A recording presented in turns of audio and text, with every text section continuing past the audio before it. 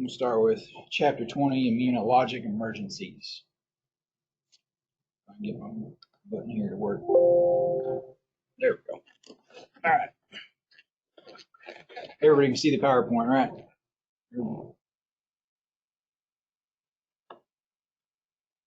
Yes. If I can mute y'all real quick. There we go. Yes, sir. Okay. I just want to make sure y'all can see it. All right. So a lot of the times we do get calls involving allergic reactions. Not all of them will end up being the same. Some of them will be, in an airway obstruction where the throat swells up. They have that wheezing. Other ones may just be they're dizzy, they're weak. It will just depend on the severity of the whatever allergen they were affected by and how well their body responds to it. So just like, some people who have allergies carry EpiPens because it's so severe, some don't. This thing will work. Aren't you working? Hang on, hold strong. There we go. All right. Just like everything else, you need to be able to treat these and recognize them quickly, especially when it concerns anaphylactic shock. Usually it's a very quick onset. We have to give those epi injections quickly, otherwise their throat closes up and they stop breathing and they die. But you need to be able to tell whether it's the body's normal response to some kind of allergen or if it is a true allergic reaction. If you're allergic to ragweed versus you're deathly allergic to peanut butter or peanuts, know the signs and symptoms of those. One may just have itchy, watery eyes. The other one's going to have that wheezing, low blood pressure, altered mental status. Just make sure you differentiate between the two. So we talked about it. I think it was on a test, but anaphylaxis is actually an immune response. So the immune system starts attacking whatever this allergen is. It's not supposed to be there. It doesn't like it there, so it's going to try and get rid of it. Whether that's closing up the airway due to swelling so that the heart can't pump that allergen out anywhere else, or even, increasing the heart rate to try and just metabolize it as fast as it can. Like it says, it's an exaggerated response. The body normally deals with all this stuff, and then it encounters something that it absolutely does not like.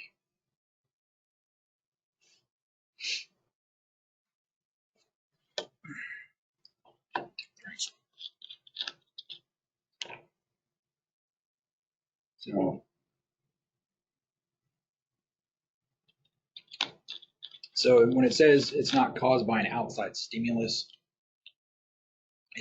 take, for example, like bee stings. It's not necessarily the bee sting that's causing that. It's that toxin that they inject in your body's immune response to it.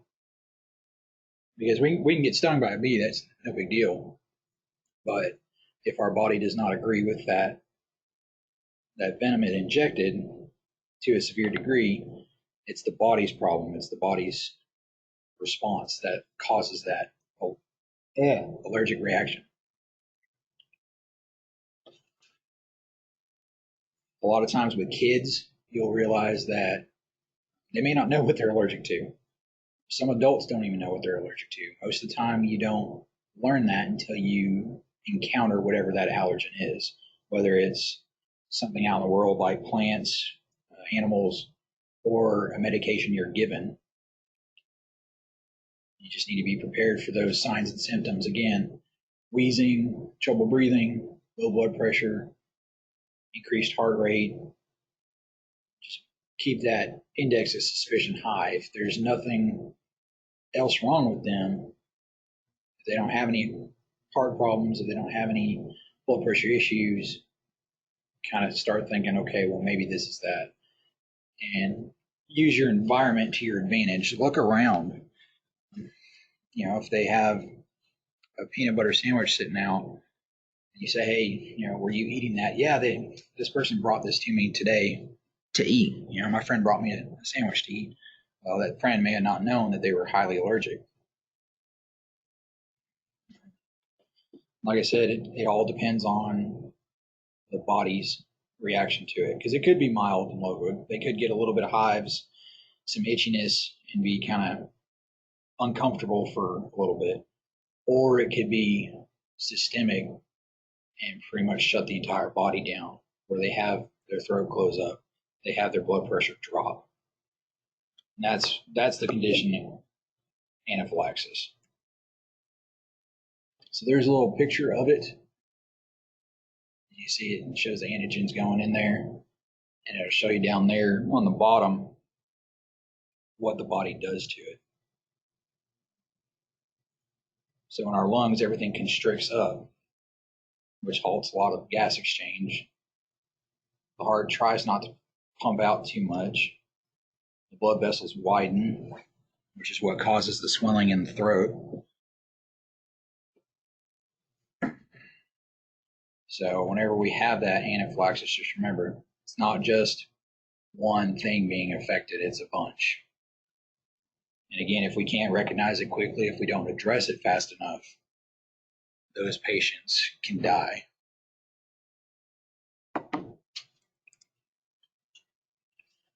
So there's a couple different pictures for it, signs. Urticaria, like it says, is hives, that's that raised skin. Angioedema, swelling. Obviously, that picture on the bottom, that person's tongue is fairly swollen, I would say. Probably cannot breathe. Those type of patients, that's almost too late. They almost need a surgical intervention to breathe at that point. And then wheezing. A couple different things they can also still experience. Like I said, that hypotension, all their vessels are opened up now.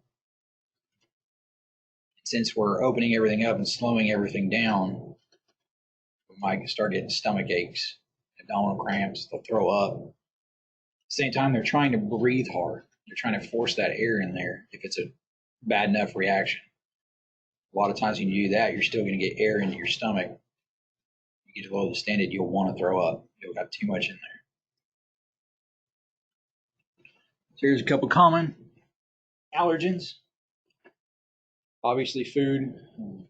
Two of the biggest ones, nuts and shellfish, can range from being severe to minor. It takes about 30 minutes. Medication is where it gets kind of scary, I guess, for lack of a better word. Whenever it's injected, whether it's IV, shot, they may have an instant reaction. Okay. So we need to be prepared. Anytime you see somebody give medication, if all of a sudden they start getting red, they start having increased respirations, freaking out, they're probably having a severe allergic reaction.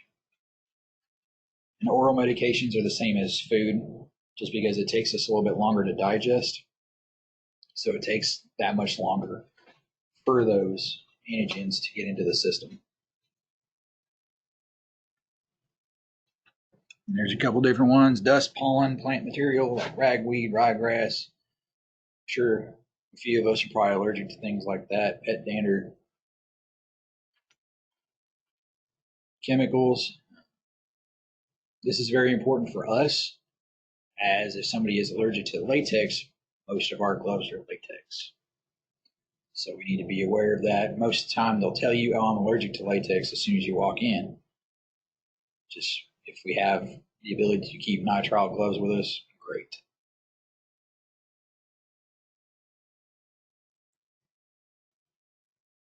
So like we said, insect bites, it's not necessarily the bite or the sting, it's what's inside that's causing the reaction.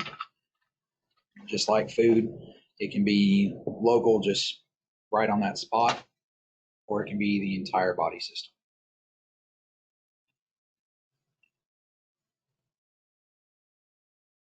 So, like I said, there's a very small amount of people who are actually allergic to bees, wasps, or hornets. Stings hurt like nothing else, but for those that are actually allergic to it, it can be a very serious problem.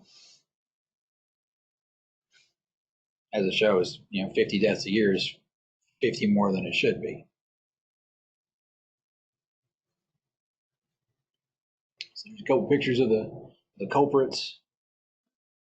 Like I said, honeybees, they're not able to withdraw that stinger. They may sit there and they'll continue to inject venom as long as they're punctured. So ideally, most of the time when people hit them, they'll smack them off, I would hope. Wasps and hornets are a little bit more problematic. They can sting you multiple times. So they may be, if it's a severe enough reaction, they may be unconscious when you get there, and they were stung on, the back of the hands or palms. Depending on the way they're laying, you may not know that initially. So that kind of goes into our primary and secondary assessments of finding any issues when we look at the body. Ants. The downside of ants is they're going to bite repeatedly. So you may have somebody who normally it's not too much of a problem, but if hundreds of these guys start biting them all over the place, it's kind of a buildup. So what normally could be a mild reaction could turn into a systemic one. So signs and symptoms, pretty obvious stuff. Obvious pain from the injury site, swelling, it'll feel hot, it'll be itchy. Light-skinned folks, it'll be red. Most of the time it'll be raised as well. Itching and a wheal. So a wheal is just that raised kind of bump like that picture is showing. That's actually the definition of a wheal.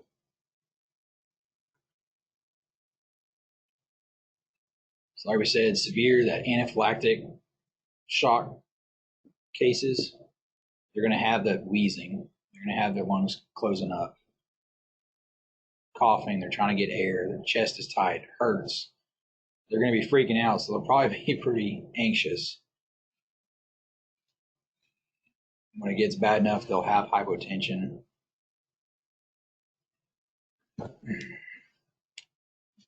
Sometimes, like I said, when that throat closes up and they can't breathe, or they've been breathing too fast, they'll go into respiratory failure.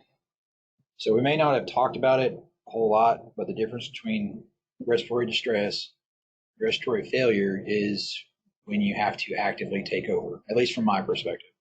If you have to actively take over this person's breathing pattern, whether it's BVM, ventilator, intubation, that's a failure. So these folks, most time if you look at them, you're saying, oh crap, they're about to kick the bucket. They're going into respiratory failure. Soon after that, they could die.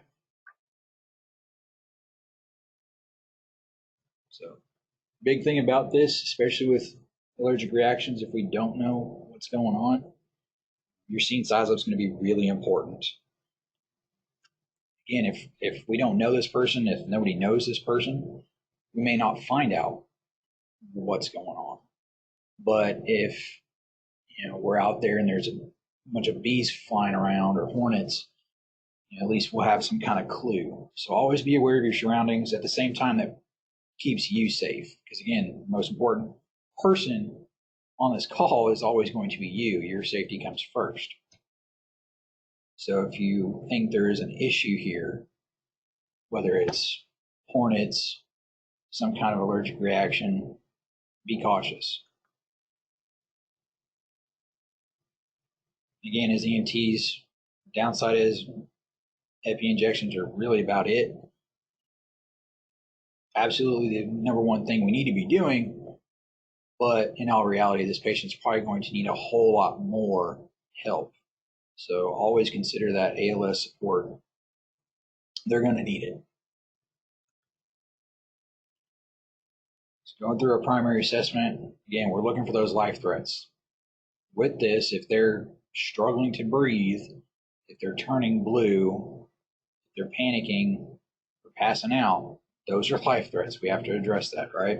So that's going to be your airway. You're going to have to start managing it. Your general impression, again, that's when we're walking up to the patient.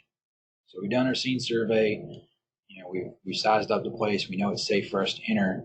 That general impression is when we're walking up and I see the patient. We're not having contact with them yet, but we're looking and saying, okay, well, they're sitting on the ground.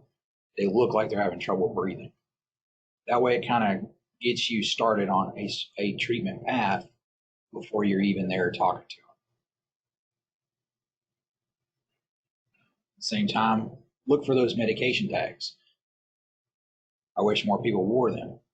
If they're severely allergic to something, hopefully they have some kind of indicator with them, whether that is a tag, a card in their wallet, something to clue you in on, okay, maybe this is what's going on.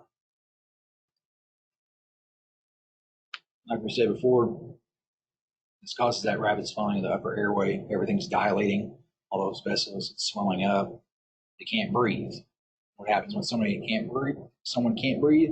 They freak out. They start trying to breathe faster, which makes the problem worse. We don't have a whole lot of time to sit there and kind of play around and say, oh, well, are they having a problem? No, they're having a problem. We need to fix it. So real quick, you take a look at if they're having that increased work of breathing, those accessory muscles, if they're trying to pull air in real hard, head bobbing, tripod positioning, that nostril flaring, they're obviously going to have abnormal breath sounds. They're almost 90% of the time, it'll be that wheezing. If you look at them and you think they should be wheezing and they're not, they're probably fixing to stop breathing.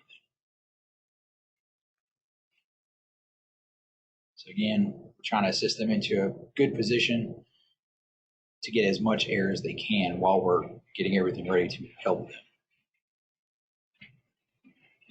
Signs of shock, like we said, increased heart rate, low blood pressure, fast respiratory rate. If you start seeing all that, go ahead and put them laying down. Okay, that way, in case they do stop breathing or they do have their heart stop, we're already one step ahead. High flow oxygen, as soon as you recognize this, you should be putting them on a non-rebreather. And if it gets any worse than that, you're going to be bagging for them. Hopefully you've already gotten your epi out to give to them or help them with their EpiPen. But just be prepared that if you're not able to give that, you're going to have to do the best you can by bagging them. So once we get through our airway and our breathing, C's, our circulation, most likely going to have hypotension. Okay, we need to take a look at that.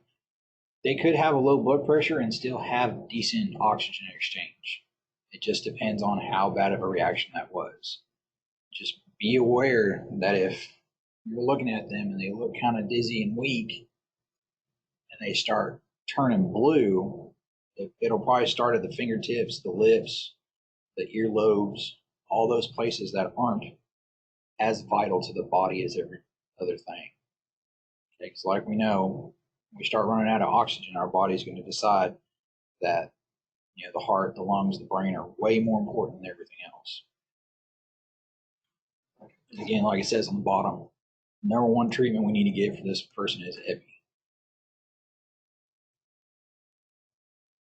This one should be a no-brainer. These folks need to go to the hospital. I know I feel like we say that every single lecture, but they do, especially with this. If we've given them medication, if they're having an allergic reaction, they need to go. It may not be severe now, but it could get worse as time progresses.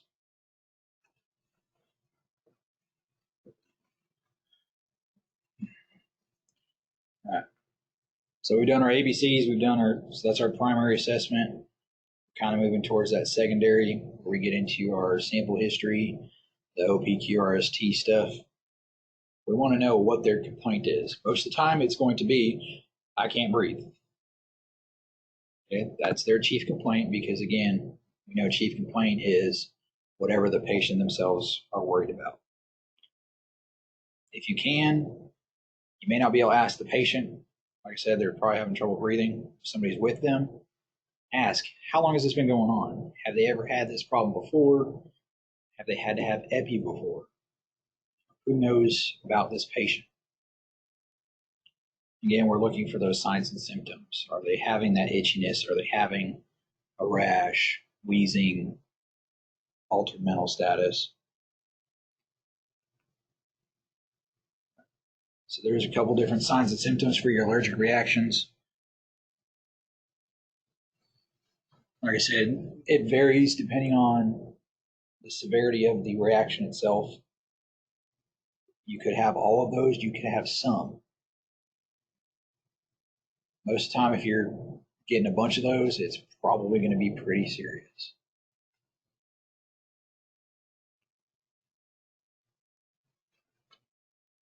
So I just went over that sample history, signs and symptoms, allergies, medications, past medical history, the last time they ate, the events leading up to. Always ask if anything's been on. Hey, have you guys given epi already? Well, yeah, we gave him his EpiPen. Okay, at least we know something's been done. Hopefully this will start helping to correct that situation. Ask them if they've had this problem before. Hey, have you been exposed to this before? Do you know if this is an allergy you have? Like I said, some folks will know, some will not.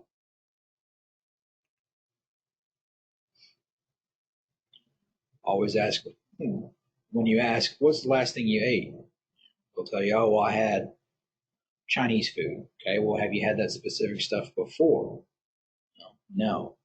And that might be the allergen that we found. Always try to get a good history when you're able to. Again, ask if they've been upset. Hey, have you had an upset stomach lately? How long has that gone on for? Because again, it may not be a severe allergic reaction, but they may be having a allergic reaction.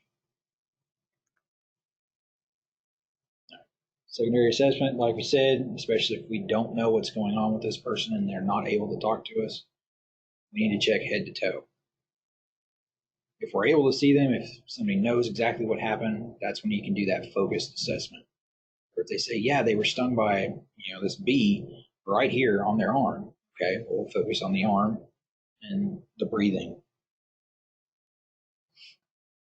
Always check for breath sounds. When you guys are out on clinicals, can't stress enough, always try to listen to every single patient, even if they're not having a breathing problem. That way you get to hear more and more lung sounds. More often you hear the normal lung sounds, when something sounds different, you'll be able to recognize it a little bit easier. Check their skin, look for any puncture marks, look for redness, swelling, anything that can lead us to figuring out, okay, this person is indeed having an allergic reaction. Get you a set of baseline vitals as soon as you can, whether that's hypotensive or not. That way, if throughout the course of the call, you'll be able to kind of trend those vital signs. You say, okay, well, their blood pressure's going back up, their heart rate's going down, their oxygen saturation's going up. I've done something right. Or, the blood pressure's going down, their heart rate's going up, they're breathing like crazy. I've missed something. What am I doing that I need to correct? And at the same time, even looking for stuff on the skin, it may be unreliable. Case in point, I've got a major sunburn right now, so I look like I'm red all over. If I get stung by something that I'm allergic to, you may not be able to see it. So don't always count on the skin to tell you what's going on. Don't rule it out, but don't let that be the only factor you're basing your field impression on. Vital sign wise, monitoring devices, we're obviously going to use pulse ox. Again, putting on oxygen depends on what they look like. Do they have an open airway? I hope so, if we're fixing to put just a little bit of oxygen on them. How hard are they breathing? If they're breathing 40 times a minute, that oxygen may not necessarily help. We may have to actually assist their ventilations with a BVM. Abnormal sounds, if they're wheezing, if they have fluid in their lungs, that may change what we're going to do for them.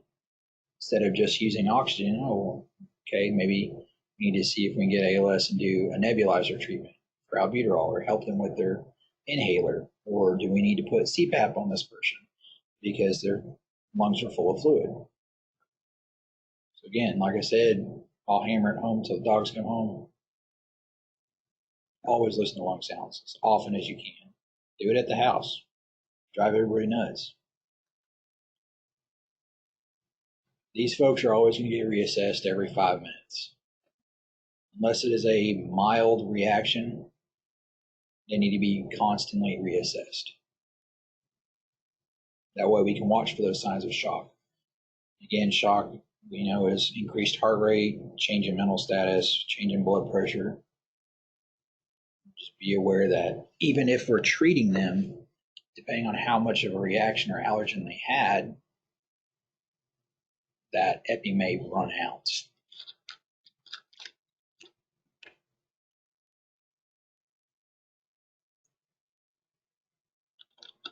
Like we've been talking about epi, we have to determine how bad a reaction it was. Obviously, if it's just enough that it's making them itch a little bit and their eyes are watering, probably not going to use an EpiPen. We'll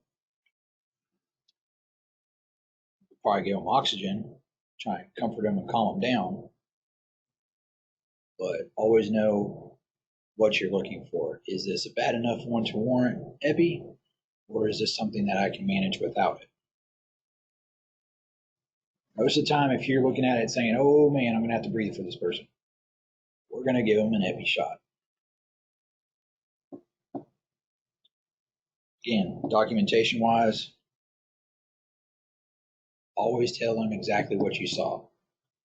I know we didn't go over it a whole lot, but documentation is super important. Most of the time, it is the only thing that will end up protecting you in a lawsuit, because they always go after the patient care provider first. So make sure you document, well, they had redness of the skin, they had significant wheezing, their respiratory rate was 45 a minute, they appeared to start getting lethargic. That's why I gave them the epi injection. Well, that's why I started assisting ventilations. Gives you reasons why you decided to do what you did. Because again, if we don't document it, it didn't happen. Same time, we want to let them know, well, we gave them this EpiPen, and then 3 minutes later, they were talking to us, their wheezing stopped, their blood pressure went back up. We did something right. This shows that we know what we're doing. And that way they can continue the care when they get to the hospital. Again, if they're having a severe reaction, we're going to give them BLS support, whatever that needs, oxygen. If we're able to give epi injections or EpiPens from local protocol, we do that. And obvious transport to the hospital. Thankfully, out here, we've got ALS trucks everywhere. We should be able to handle that pretty easy. But again, if you don't have that epi injection and they're having an anaphylactic reaction, we need to put pedal to the metal and get them to the hospital where they can treat it. So if they do end up getting stung, what we'll do is, if you can, take a card, coin, whatever you can, and try to scrape that out of their skin. You don't want to use tweezers or forceps because you may end up breaking it. That credit card trick works very well. Like a broken record, always be aware of those signs of airway swelling. Okay, if they start wheezing real bad, eventually if they start having stridor, that high-pitched sound as they're trying to move air through that upper airway. If they can't breathe, if they're turning blue and they're not making any more sounds, just keep an eye out for all of that.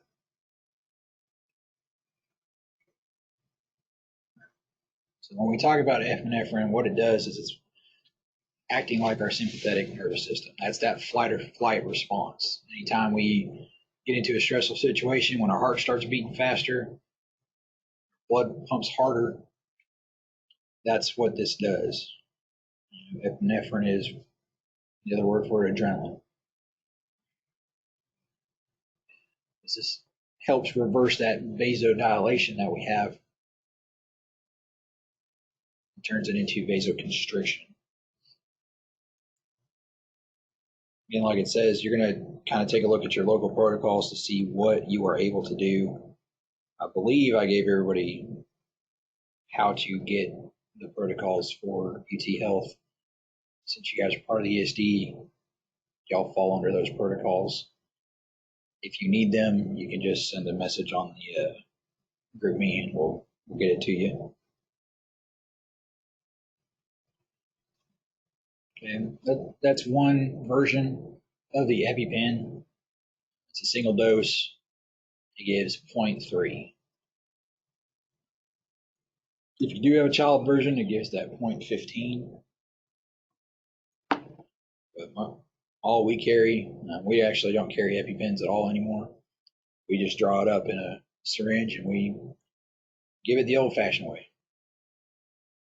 When you're given either these shots or the EpiPen, you're always going to want to do this in that lateral thigh area.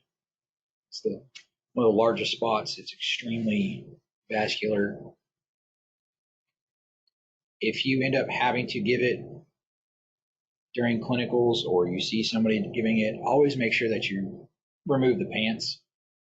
It's the only time I'm ever going to tell you to take somebody's pants off, but we don't want this to go through jeans or clothes because we run the risk of pushing that into the body and causing an infection. There's a couple different side effects for Epi. Again, like we said, it's a fight or flight response thing. So it constricts everything. What does that do? Raises our blood pressure. Our heart starts beating faster for it. They may get dizzy from having that increased blood pressure.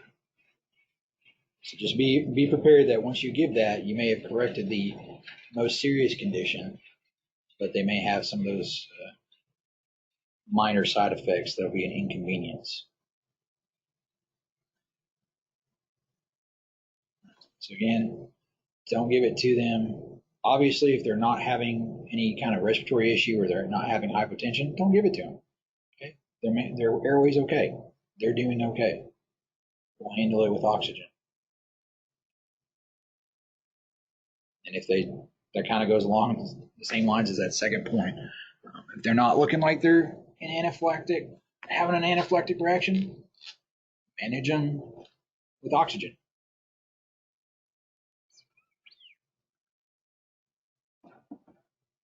So a little bit of review. So let me unmute all you guys.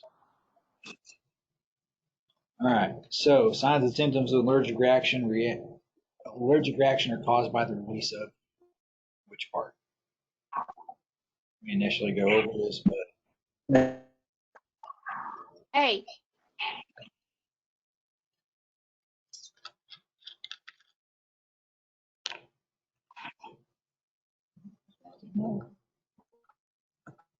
Hang on, hold strong.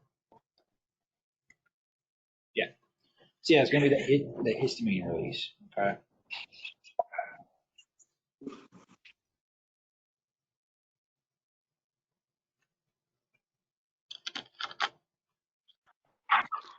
Histamine response.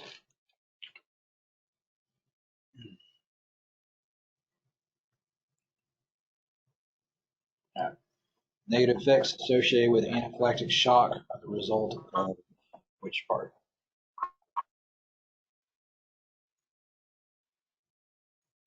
I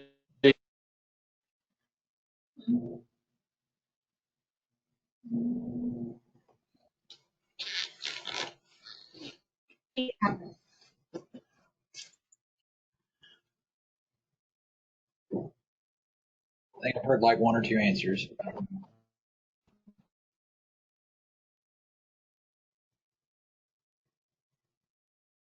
Anybody else want to give an answer?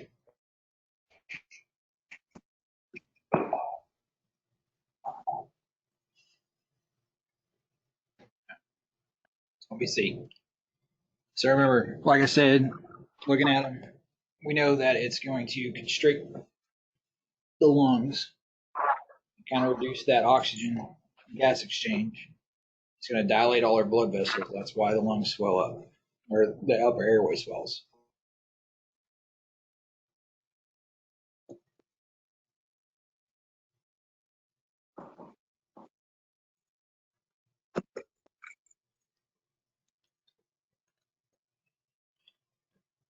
All right, cool. I like this one. Called to a local baseball park for a 23-year-old man with difficulty breathing. He states that he ate a package of peanuts approximately 30 minutes ago and denies any allergies or past medical history.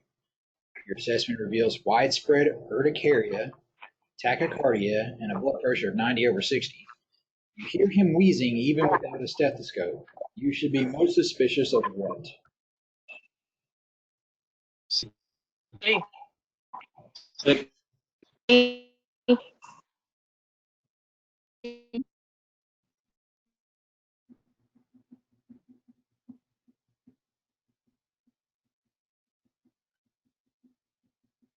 Heard a few answers. A couple of y'all are breaking up. I don't know if it's our connection or what. But I heard a couple answers. So it's going to be C. Is that's where they're starting to get into the anaphylactic reaction. Or I said signs of shock we know is going to be heart rate, low blood pressure. While his blood pressure is not real low, for a 23-year-old, that's probably not very good in the first place. Most 23-year-olds are usually around 120 to 80.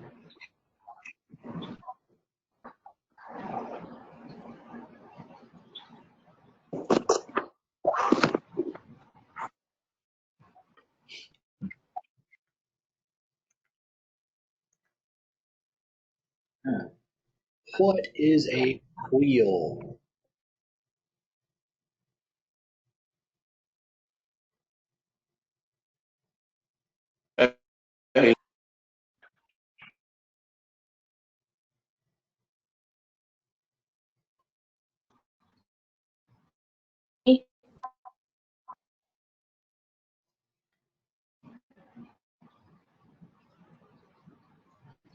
So it's going to be A. Like I said, it's that raised portion of the skin whenever we have a sting or a bite.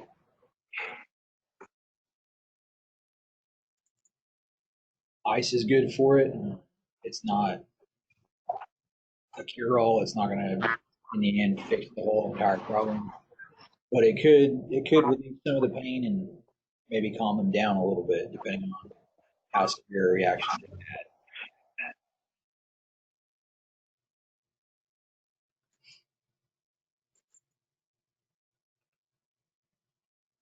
So now we're treating a woman stung numerous times by hornets. In assessment, you note that some of the stingers are still embedded in her skin. You should do what? B.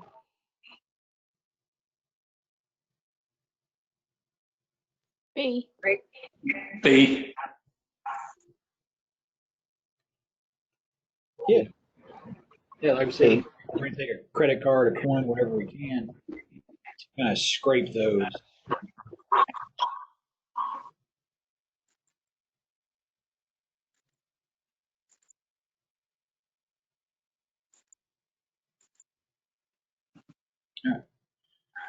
Young males experiencing signs and symptoms of anaphylactic shock after being stung by a scorpion.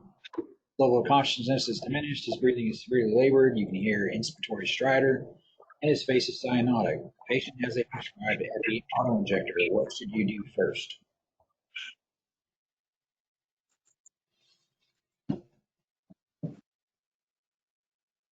C. C. C.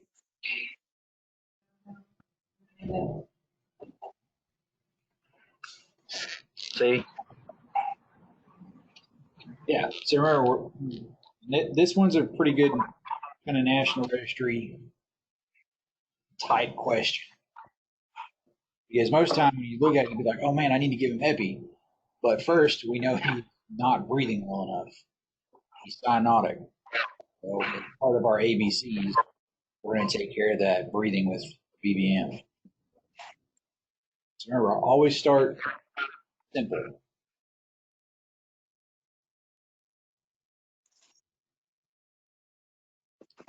Most reliable indicator of upper airway swelling due to a severe allergic reaction is what?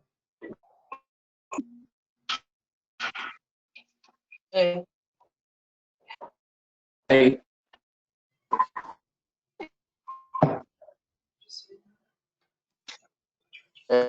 A. Yeah. Yeah, that strider is going to be high pitched.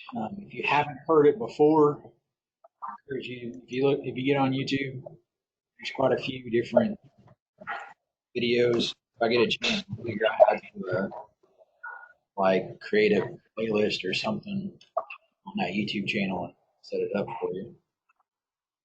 But that strider is very important because at that point the airway is really swollen up to the point where they're trying to force that air down.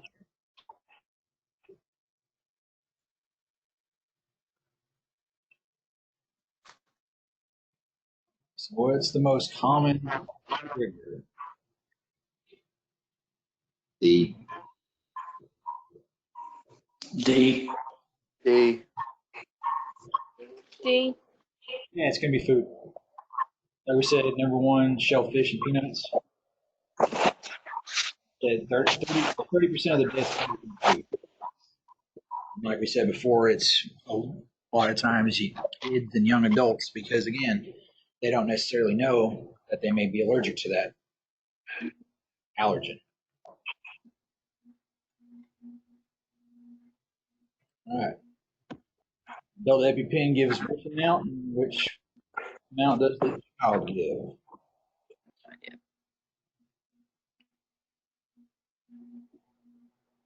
B. B. B. B. B. B. Yeah. Adult's going to get 0.3, kids will get 0.15. A lot of times, with stuff like this, dosing gets halved.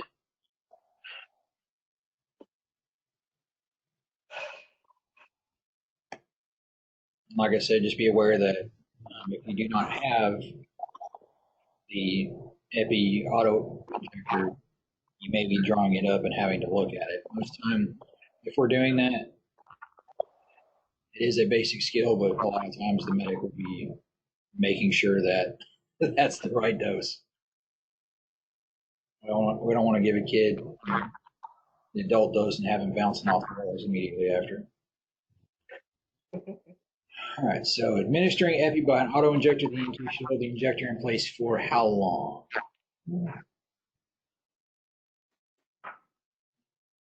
See if y'all can. 10 seconds. B. B. Yeah, so we're going to do it for 10 seconds.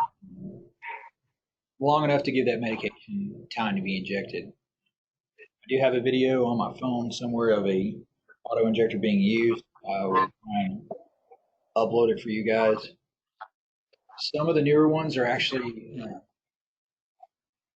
not voice activated, but they have voice instructions, audio instructions, I guess, that will tell you place injector against thigh, hold injector against thigh, and then it will tell you to remove it.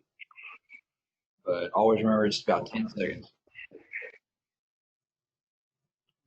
Anybody have any questions about allergic reactions?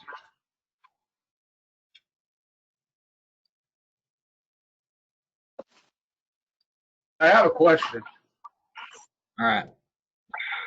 So I've always been told, like, if you get stung by a bee, to put snuff on it. Why is that? To put snuff on it? Yes. I have not heard that. I've heard you put a penny on it. Oh, you want? I think that originally stemmed from it was supposedly to pull the toxin out of it, but realistically, you just need to remove the stinger itself because the stinger is hollow. So as long as it's still in the body, it's going to keep releasing whatever stores of venom are still in there. But yeah, I have heard the penny one. Sean, is that like peeing on a jellyfish thing? Now, jellyfish sting, I don't know. I know what you're supposedly supposed to do for it.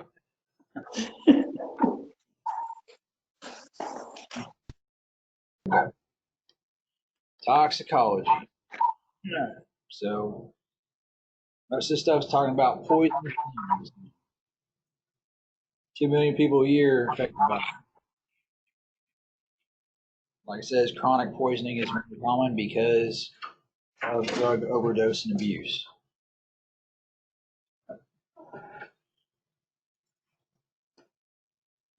Toxicology, by definition, is the study of toxic or poisonous substances. Go figure.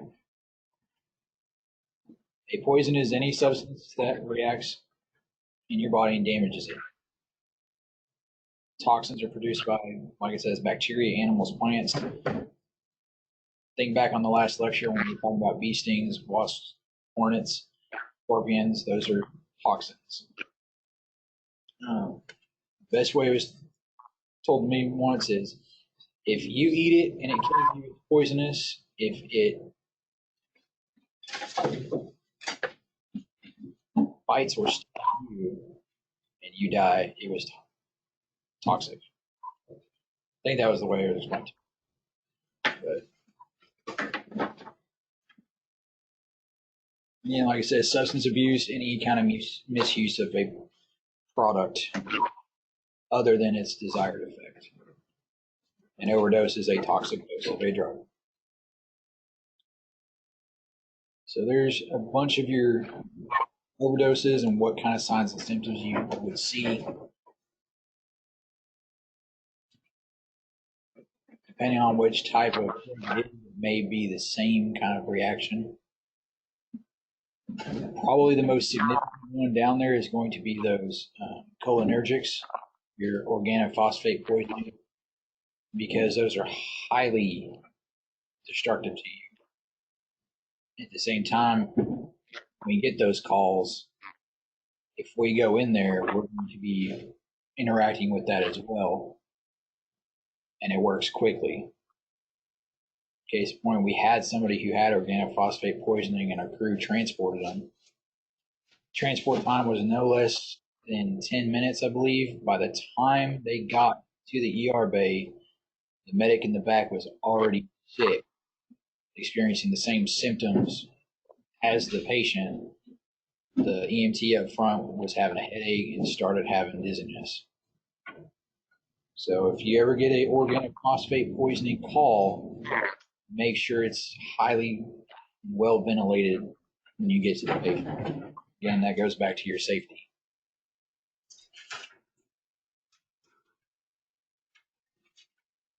With that in mind, anytime we interact with these folks who are taking drugs or overdoses or possible poisons, we need to ask them, hey, what did you take? Hopefully they're going to be honest with us. When did you take it? We need to know how long it's been in their system, how long they've been exposed to it. That way we know if it's been a significant exposure, they're going to have a more significant reaction. How much of it did you actually take? When we ask if we're having anything to eat or drink before it, some of that may help absorb some of that medication they took or some of that poison. Have they been given an antidote? Like when we have narcotic overdoses, have they been given Narcan yet? And then again, how much do you weigh? That goes into our weight-based dosing. That, and for some of us bigger guys, it's going to take a lot more medication to overdose us. We want to figure out the nature of the poison. What that means is not only what it was, but why they did it. Was it intentional? Was it accidental? Was it malicious? All that kind of information will help figure out, well, is that the only thing we need to be worried about? If it was suicidal intent, they're probably the only patient. If it was accidental, we could be looking for more patients, especially if it was some kind of chemical exposure. Or if it was malicious, it could have been somebody who put hog killer into, that night's dinner, and now every single one of the family members has that organophosphate poisoning. So look around the area if you can see stuff, needles. Like I said, hog killers are a good one if it's an empty bucket. If you don't know what it is and you're like, this doesn't look right, take it with you. The hospital may be able to identify it. If they've thrown up, take a look. They might have thrown up one of those pills. They might have thrown up something that we can at least identify. And again, back to documentation, document all this stuff. That way, when the hospital gets that report from you, they have a clearer picture of what's going on. And treatment depends on how it got into your body. We know there's 4 routes: inhalation, absorption, ingestion, and injection. With that, we need to look for signs of what route they took. Obviously, if you got a sideburn there, smelling his rubber cement, you probably know that he's inhaling it. If it's absorption, like they're doing on that picture, we want to try and get that chemical off of that poison. Especially if it's dry, we can brush it off. If it is dry, don't ever put water on it in case it activates it. Pills or ingestion, kind of like we were talking about with allergic reactions, it may take up to 30 minutes for that to take effect. So if they tell us, well, I took this 15 minutes ago, good. 15 minutes from now, they will probably start showing signs and symptoms. Injection-wise, always look for those track marks. Look for dirty needles. They may still have a tourniquet on their arm. Look between the toes. If they have been a significant abuser for years, they may be looking for different spots to inject. Check between the toes. You'd be surprised how many times you can find that. Obviously, if they've inhaled it, we need to get them to fresh air. It says may require. Pretty much 90% of the time, you're going to give them supplemental oxygen. If you think it's some kind of toxic gas, always a good idea to consult with the hazmat team. Again, if you see anything on scene, barrels, buckets, anything that has one of those placards on it, the emergency field guide can really help you out with it. Just like everybody else we talked about, these people that have inhaled this poison need to be taken to the hospital immediately. Inhalation has a quicker, reaction speed than ingestion. So they're going to start having those effects quicker. Unfortunately, some folks use these inhaled poisons to commit suicide. A lot of times you'll see it with cars where they're putting in that carbon monoxide from the exhaust. We have to remember that that just basically creates a gas chamber. So when you open it, you're going to blow all that CO right in your face. So if we need to get the hazmat team out there, or at least have some form of protection for it to get that victim out of there, to get the patient into a well-ventilated area and start giving them oxygen. Again, with all this stuff, it can affect them all kinds of ways. Depending on what the chemical is or what the poison is, it could scar their skin, it could damage their eyes, chemical burns, rashes, to the point where you have almost what looks like an anaphylactic reaction. They may have low blood pressure. They may have difficulty breathing. We just need to be prepared for any kind of issues as long as we know what the poison is. If we don't know what it is, just keep that high index of suspicion that this is going to go south quickly.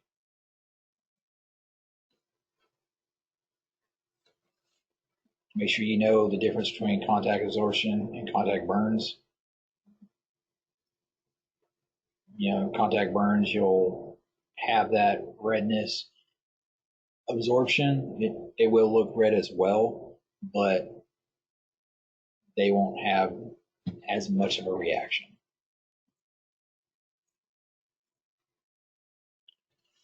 Again, there's your signs and symptoms. Do they have a history of this? Have they done this before? Have they been in contact with any of this kind of stuff beforehand? If it's a liquid or powder, again, like I said, if it's a powder, we're not going to wash it off with water. We're going to dry brush it. If it's a liquid, we can use water on it, irrigate that out. Be prepared for chemical burns, itching, irritation, that redness in the skin. Look for odors. Some things may not have an odor to it, some will. I believe it's cyanide that has like the burnt walnut smell to it. Just be aware if something smells wrong, it probably is wrong. Again, number one thing is your safety. Don't contaminate yourself. Get rid of the substance as quick as you can. Like I said, brushing it off, irrigating it, whatever we need to do. Most of these folks, we're going to have to get their clothes off. Okay, we can't get all of the crevices and all the cracks of the clothes, maybe in their pockets. We're going to have to take everything off. That way we can make sure that none of their skin is being contaminated or interacting with the stuff. Like it says there, we're going to brush off as much of that powder as we can. Then you're going to flush them. It says 15 to 20 minutes. And if we have soap and water with us, great. That's what we're going to do. Again, same thing with liquid. We're not going to have to worry about brushing it off. We're just going to irrigate it.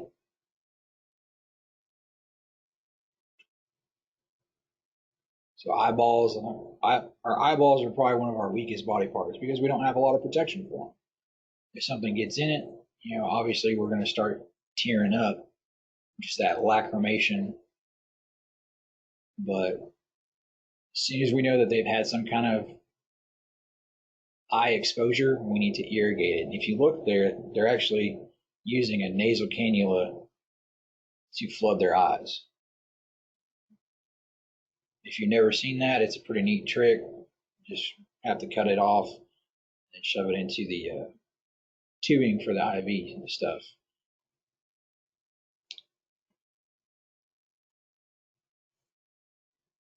Most time, if you're going to have some kind of chemical exposure, it will be in kind of an industrial area. Think Tyler Pipe. Most of the time, they have protocols for it. They'll know that. Your safety managers, risk teams, whatever you want to call them, will know what to do. You can always consult with them. Again, make sure that you guys are decontaminated. You don't want to bring any of this stuff with you. You don't want to contaminate yourself. If we can, get those materials safety data sheets. Those are important. It will identify what chemical it is, what it interacts with, what kind of problems we can be aware of. Every facility that handles stuff like that should have those sheets. So once you get on scene, always ask, hey, who's the safety manager here? Who's the supervisor? Can you get me the safety data sheet for this? That way you have that much more information about what you're dealing with. Most time, poisoning comes from the mouth. We like to put stuff in our mouths. Kids especially, they learn by putting things in their mouth. They get a hold of grandma's pills. Guess where it's going? Again, signs and symptoms, it just depends on what it is. How old that patient's going to be will depend on what the effect is and then how long it's been since they ate it. Like I said, it takes medication about 30 minutes to start working. A little bit less in kids just because your systems are working a little bit harder than ours. So, signs and symptoms: burns around the mouth, depending on if it's a chemical or not, upset stomach, throwing up. You could have seizures, depends on what the medication is or the poison is. Poison control is a very good tool to use. You can call them and they will tell you everything about that medication or that poison as long as you know what it is. They can tell you what you can do for it. Awesome resource even outside of work.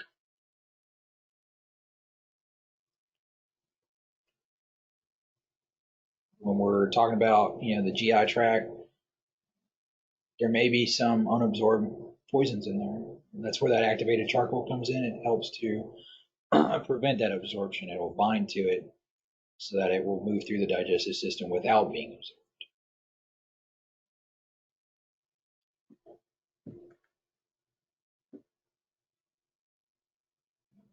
Some systems do allow for activated charcoal. I have never used it. I've seen it used in the hospital. But just be aware that it is out there, and depending on your protocols and what your medical direction clears you for, you may be able to administer that. So injections. A lot of times when we think of injections, we think, again, drug abusers. Not necessarily the case. Sometimes it could just be by accident, or it could be something from, again, wasps, hornets, spider bites, reptiles, snakes, all that stuff. Anything that is punctured into the skin is considered an injection. With that being said, it's very quickly absorbed, just like getting an IV medication. I'm sure most of us have already had IV meds before. It works fast. Unfortunately, we cannot take it out of the body and we can't dilute it because of how fast it works. A couple different signs and symptoms down there: obvious weakness, dizziness, unresponsiveness, or excitability. Depends on what that item is. Main thing, we need to make sure that airway is going to be open. Give them oxygen if they need it, if they're having respiratory depression. Be aware that they may throw up. And then we need to transport them as quickly as we can. If it's a venomous bite from a snake or anything that could cause swelling, it's probably a good idea to take rings, watches, bracelets, anything that could be constricting off. That way, if it does swell, we're not causing that compartment syndrome. So back to seeing size up again, we want to make sure we're safe. Okay, this is our windshield survey. We pull up. Does this place look like it could be a meth lab? Or does this look like a fairly normal home? Do we smell anything weird? Do we see stuff laying around that might have been abused? Just be aware of your surroundings. If it doesn't look safe, back up, call for help. Don't be afraid to say, I'm not comfortable with this. I would like law enforcement to come check this out with me.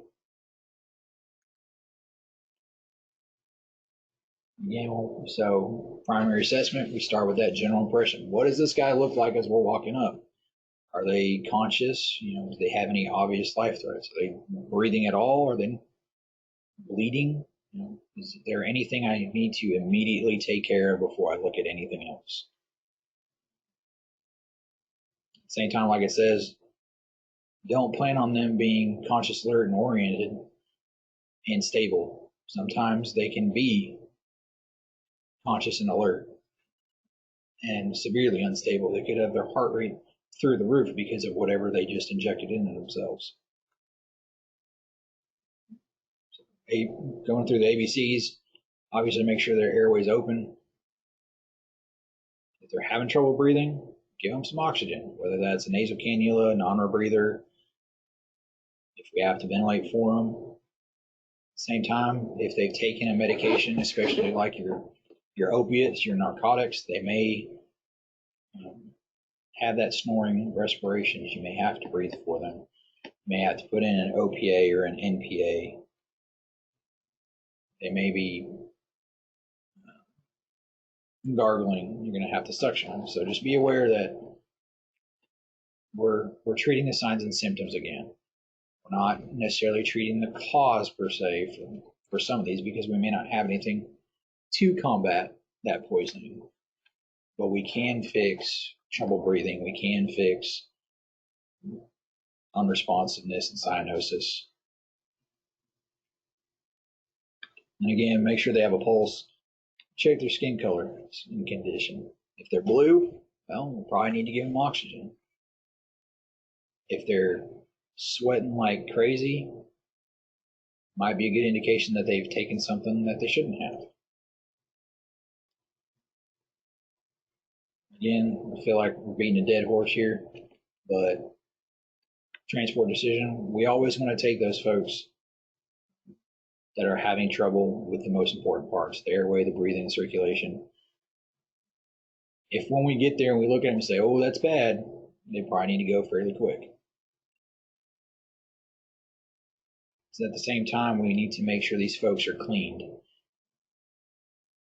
We don't want to track any of that contaminated material into the hospital with us, especially with things like organophosphates. We don't want to bring that in there because it'll shut an entire hospital down. Okay, we don't want to cause anybody else to have these problems.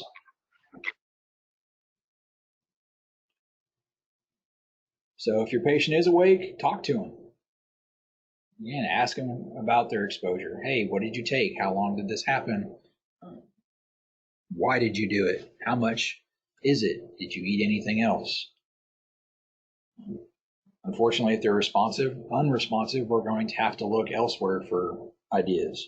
Is there a big old bucket of hog killer there? Is there a buttload of dirty syringes around? Are there pill bottles? Again, use our environment.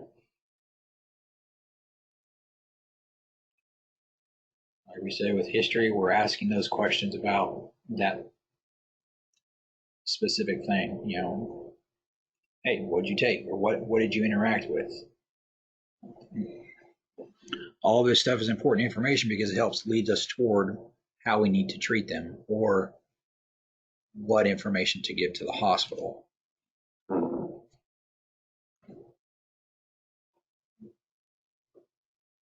If we know what it is or what they did and how they did it, our physical exam, that's probably what we're going to focus on. Okay, we're going to focus on whatever is being affected. Same time, once we get that out of the way, looking at the entire body, that way we can kind of trend those vitals. That way we can see if throughout the call, if they're progressing in a good upward direction or if they're starting to circle the drain. Always gets you a good set of baseline vitals. That way we know, good or bad, things are changing. Because again, some of these medications, chemicals, depending on the route it took, may take a little bit longer than others. We may not instantly see what the problem is. You'll probably want to constantly look at the ABCs. Again, with this stuff, it's highly dangerous. We need to make sure that we're looking at their breathing. That way, if they're slowing down or they're stopping, their breathing stops, we're aware of it. Again, 15 minutes for a stable patient, 5 minutes for anybody who's unstable. Now, if we know that they've taken a buttload of it, they sit there and say, yeah, I tried to kill myself. I took that whole bottle. Well, you're going to keep eyeballs on them the whole time, okay? Again, we're going to give as much information as we can through documentation, radio report. take that information from those facility supervisors or safety managers, get copies of the material data sheets. That way the hospital has them. They can use that towards whatever treatment path they're going to take. And we're going to do scene safety. We want to make sure that we're safe, okay? Standard precautions, gown up, glove up. Make sure that we're not being exposed to anything we don't want to be exposed to. If the patient's unconscious, if we can see that they've got some kind of bits and pieces in their mouth, remove them. Obviously, if the patient is alert and oriented, don't stick your finger in their mouth, but encourage them, hey, go ahead and spit those out. If they don't fight them on it. You don't want to run the risk of having them bite you or causing any other issues, but we're going to try and get as much of this poison out of them and off of them as we can.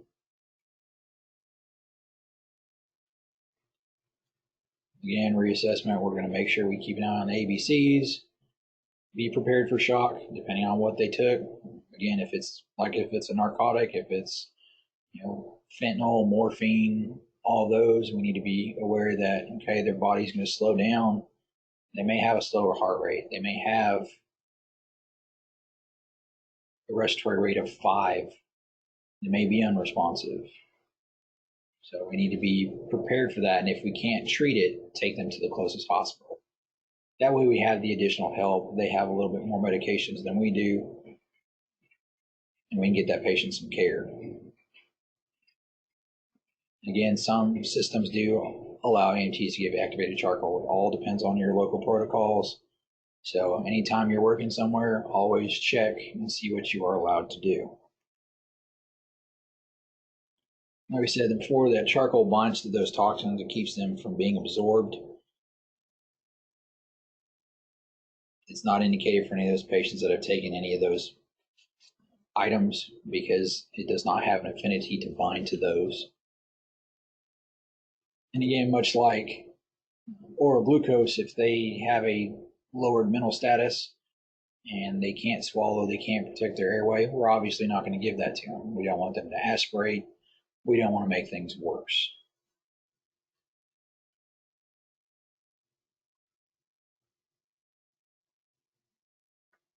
Most time it's carried as a premix suspension. And a suspension is anything that is suspended in a fluid like water. It'll have particles in it. These are the ones you kind of have to shake up. Just so you know, the dose for an adult child is 1 gram per kilogram. So if this person weighs 100 kilograms, you're going to get 100 grams. Quite a bit when you think about it. Whenever we do give this, if you do give it, always record the time. That way the hospital will know, okay, they were given activated charcoal 20 minutes ago. Hopefully it's started the process of binding to those medications. Unfortunately, just like anything else, these people can refuse if they're alert and oriented. Make sure you document it. The side effects for activated charcoal, it absorbs a bunch of stuff. It's going to absorb fluid as well. It's going to make you constipated. Everything coming out, it's also going to look black. So patients may end up freaking out later on. That's why ideally we want to take these patients to the hospital. Otherwise, we may be back out on them again when they call for having black tar coming out their rear end. Depending on what poison they took, they may already be feeling sick. Once they ingest that activated charcoal, they'll probably throw up. Just make sure you're not in front of them and don't get it on yourself.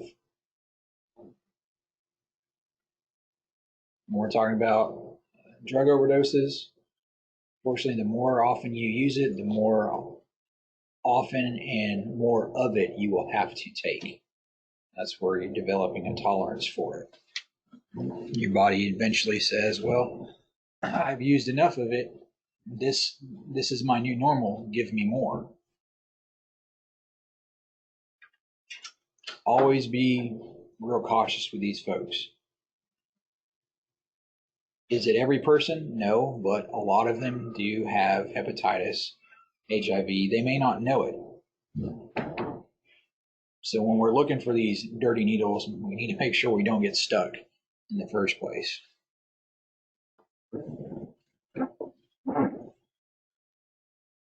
Good old alcohol. So alcohol is indeed,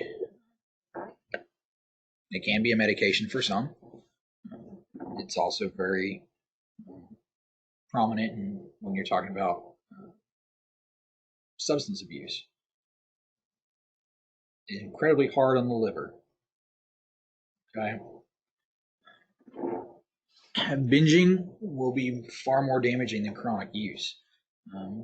If they drink, a 6-pack a day all the time, not necessarily going to be as severe as if you went out and drank, 3 gallons of alcohol in one night.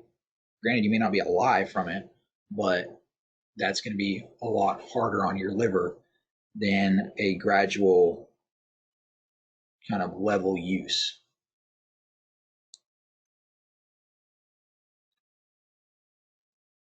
It is a downer, alcohol. It does depress that central nervous system.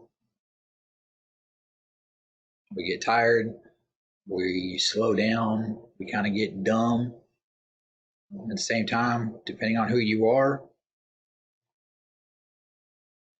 you may start getting aggressive, you may act far different than you are normally.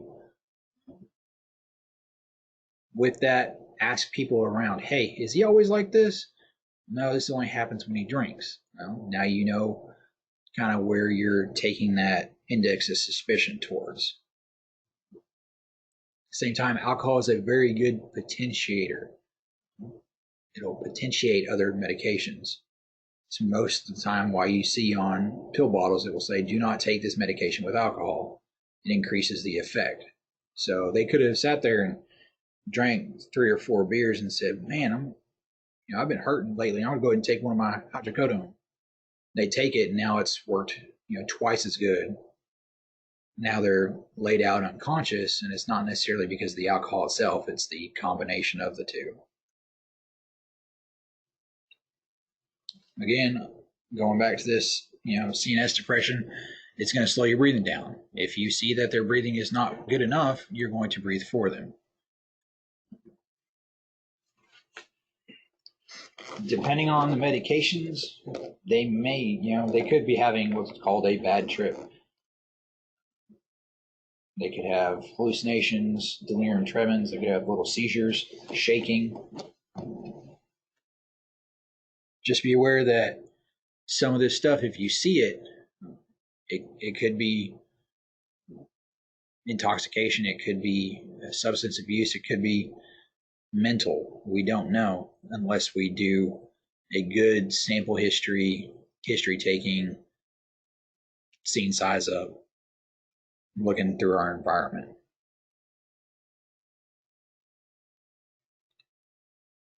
There's your delirium tremens, agitation, restlessness, fever, sweating, tremors, confusion, delusions, seizures. A lot of that is similar to a lot of the other stuff we talk about. So again, back to the last slide when we were talking about it, good history taking. Find out all this information. At the same time, a lot of this could happen when they stop drinking, especially if they've been an alcoholic for a long time. They may go through withdrawal. They may start having tremors. They may have these seizures. So be prepared for either one. All right. Now we're getting into the medicines. Good old opioids. Like we said, number one medication you can think of with this that we have, fentanyl. Your codeine, your morphine, heroin, all the good stuff. Okay. It's a narcotic used for pain relief, analgesics.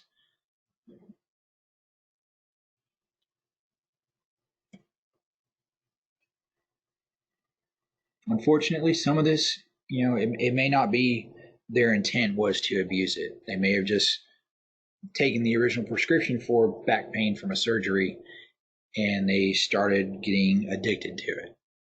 And eventually they had to take more and more, and now they've taken so much that they pass out or they stop breathing. So one thing I will say is don't always judge these folks. Yes, a lot of times we're usually on the ball and spot on with our field impressions of these folks, but don't let it hinder your treatment of the patient. Most time with opioids, you'll see that severe respiratory depression. They're going to slow their breathing down to almost nothing. If that goes on long enough, the heart's going to slow down. It's going to stop beating as hard. You'll have that low blood pressure. Another good sign for it is looking at their pupils. If you've ever seen pinpoint pupils, they are incredibly tiny. Once you look at them, you'll say, aha, okay, I know what this is about. Good thing is we have naloxone, which is called Narcan. It reverses the effects of those overdoses. It competes for the same receptor sites as the opiates. It can be given multiple different ways, whether it's IV, through a shot, or up the nose. Our local protocols actually have it that EMTs in the fire service, which eventually should be you guys, can give it through the nose. I know everybody's been trying to carry it lately with all the carfentanil that was going around for a while. But just be aware that while it does work, it is short acting. It will eventually stop, probably within 5-10 minutes. So these people, again, need to be transported to the hospital.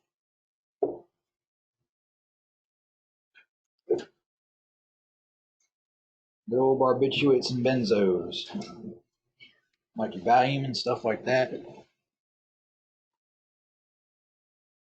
Hang on, let me close the door. The cleaning lady just came through.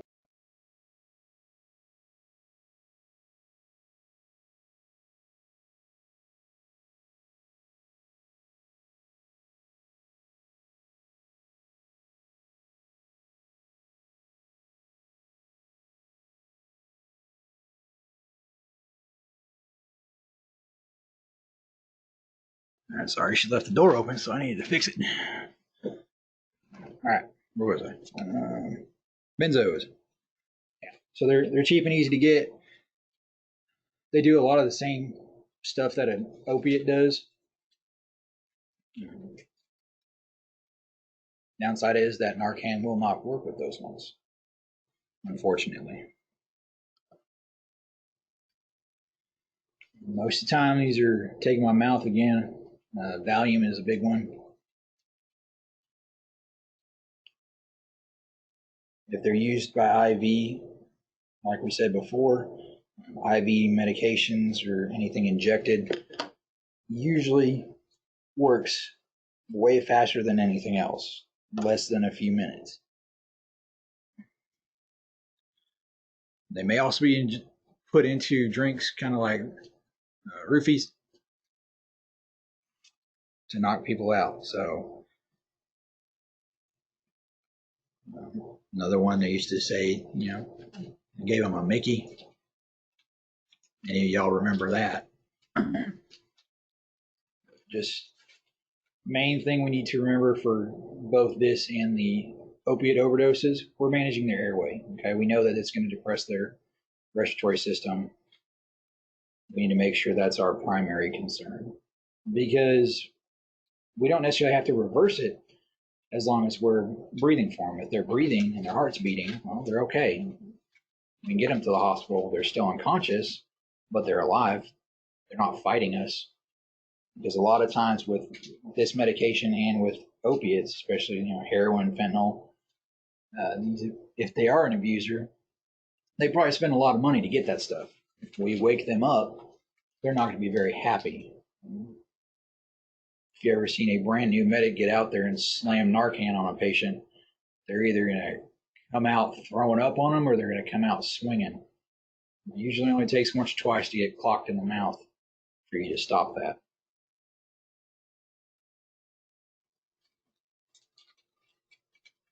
Abused inhalants, huffing paint, stuff like that, acetone, all that. Teenagers tend to do this a lot because it's stuff they can easily get access to. I think one of the newer ones was head cleaning, it was called, where they take the compressed air and do that. Just be aware if you see a bunch of bottles of this stuff lying around with a bunch of kids, might be a good indicator that they've been abusing inhalants. So halogenated hydrocarbon solvents kind of turns the heart against itself to the point where if they do any kind of significant movement that would cause any of that adrenaline or epi in our system to move to the heart and work, it could cause them a fatal heart rhythm. These folks, we want to keep them as still as we can. We don't want them to get up and move. We don't want them to do a whole lot. They need rapid transport to the hospital. The less movement, the better. And in the event that something does happen, their eyes roll in the back of their head, they stop breathing, well, we check for a pulse. If they don't have one, CPR, respirations, to the hospital. Hydrogen sulfide. It's highly toxic, colorless, it's flammable, smells like rotten eggs. I'm sure some of us have smelled that before. While it affects everything, it affects your lungs and your central nervous system far more. Some people use it to commit suicide, unfortunately. Like the other stuff, like we talked about with cyanide, CO, organophosphates. If you think that gas is there, if you think that toxic item is present, get a hazmat team there. You want to be safe more than we do want to treat the patients, but we need to be alive and safe in order to do that. There's no shame in us making sure that we're going to be okay first. Signs and symptoms: nausea, vomiting, confusion, difficulty breathing, seizures, coma, death. A lot of the same stuff we've been talking about. Once we get them cleaned off, we're really just treating symptoms and supporting them. Again, we're making sure that they're breathing well enough. We're making sure that if they stop breathing or their heart stops, we're taking care of that. Obviously, the definitive care for these patients are going to be at the hospital. Sympathomimetics. These are going to be your stimulants, your uppers. Kind of like we were talking about how epi simulates that sympathetic nervous system, so do these. A couple different names down there.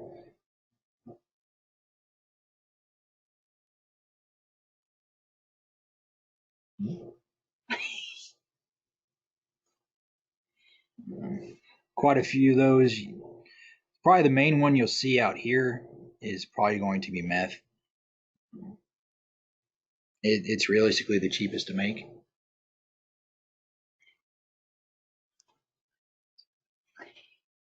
So a stimulant is what's producing that excited state. That's where,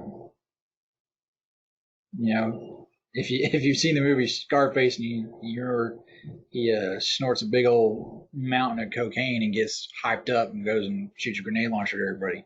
That's what it does. Is it hypes you up. Your pupils dilate, your blood pressure increases, your heart rate starts pumping faster. It's ready for you to fight off anything that's coming at you. To that point, like it says, cocaine. You can do it all kinds of ways: snorting it, injecting it, eating it, you name it. Again, with a lot of these, just like anything else, it doesn't last very long. That's why a lot of this is substance abuse. They get that high first, they feel great, and it goes away. Well, I want to feel it again and again and again and again.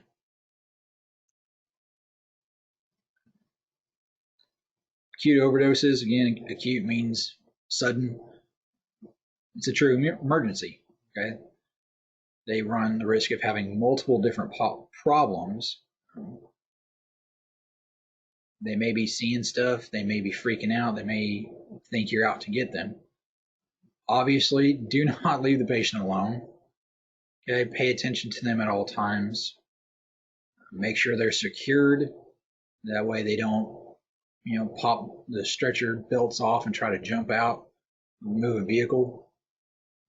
They don't try to escape from you. They don't try to hurt themselves. Get them to the hospital as quick as we can. Bath salts, the old bath salts, not necessarily as prominent anymore, but it was out there for quite a bit. Kind of do the same thing. They give you that good time feeling. Some people said it made them think better. Most time it's snorted. These ones can last a little bit longer than most other ones. At the same time, once it's done and over with, these people want it that much worse. I guess is a good description for it. They want it bad enough that they're going to repeatedly do it again. A couple different effects for them. A lot of this is similar to cocaine. Ideally, the best thing we can do is keep these guys calm. Again, when it gives you that elevated heart rate, that increased blood pressure, these people become strong. Okay, they're not thinking straight, so they're not worried about their own safety most of the time. They can end up laying you out. So again, if we need to secure them, do so the proper way. Local protocols will determine how that's done. Again, consider your ALS assistants. If you get your paramedics out there that can give medications to sedate people. Good old marijuana. Okay. It is abused throughout the world. Gives you a good high, makes you relax, things are funnier, makes you tired later, makes you hungry.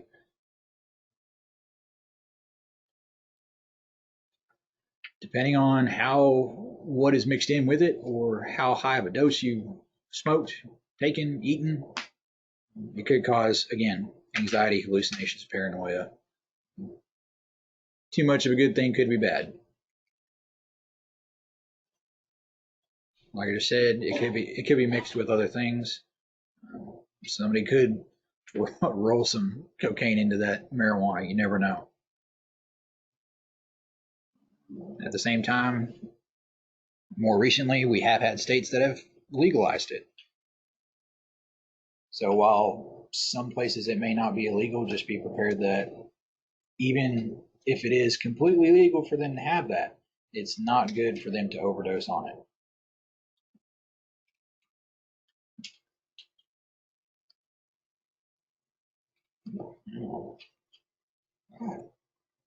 Okay.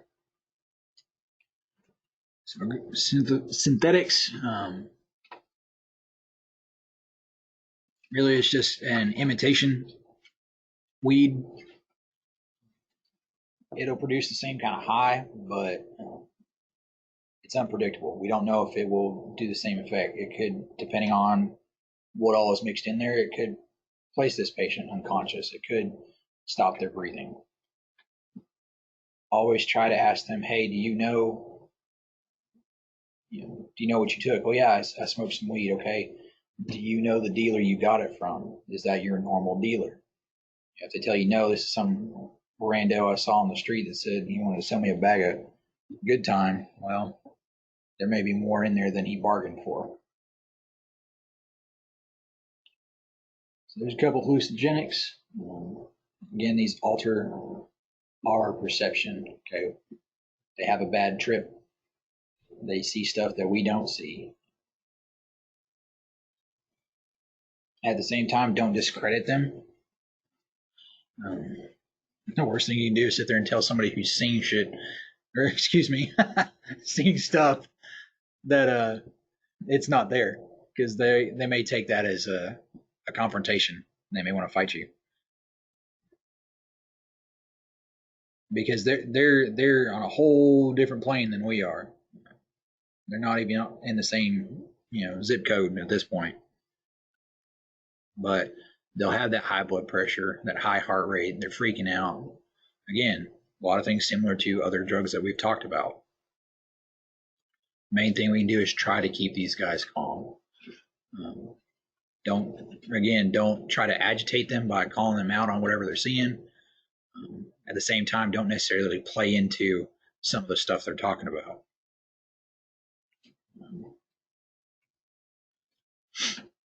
Be calm, be professional. If I get a chance, I will show you a video later on of an excited delirium patient. Usually we show this during orientation, and I can almost guarantee every single person ends up laughing. That's something you do not want to do with these patients. Again, if you laugh, if you kind of show some kind of negative reaction to it, it could be detrimental to getting enough information to treat them, or it could turn into a fight with them. At the same time, they may have taken this, trying to make themselves feel better, and now they're living through their worst nightmare. Try to give them emotional support. Do we agree with what they did? No, of course not. That doesn't mean we have to be heartless about it. Ideally, if we can keep these people unrestrained and they can be calm, great. The only time we really want to restrain somebody, whether it's physical restraints or chemical, is when they are a danger to themselves or us. Again, watch these folks. Same thing like everybody else. We don't want them jumping up, causing issues, getting in fights, jumping out of trucks, and call for additional help when you need it. Anticholinergics. So we talked about the sympathetic nervous system earlier, the fight or flight response.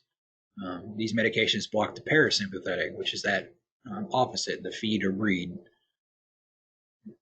There's a little memorization thing to help you with that. Hot as a hare, blind as a bat, dry as a bone, red as a beet, and mad as a hatter. That'll kind of help you identify what they may end up looking like. These medications, atropine is something we carry on the truck as well. Benadryl, Jimson weed, amitriptyline is used for depression, headaches. So there's medications here that are prescribed for actual problems that, if they're taken too much, can lead to detrimental effects. And like it says there, these guys can go from completely fine to down the toilet within 30 minutes. I mean, it can happen very quickly depending on how much they took.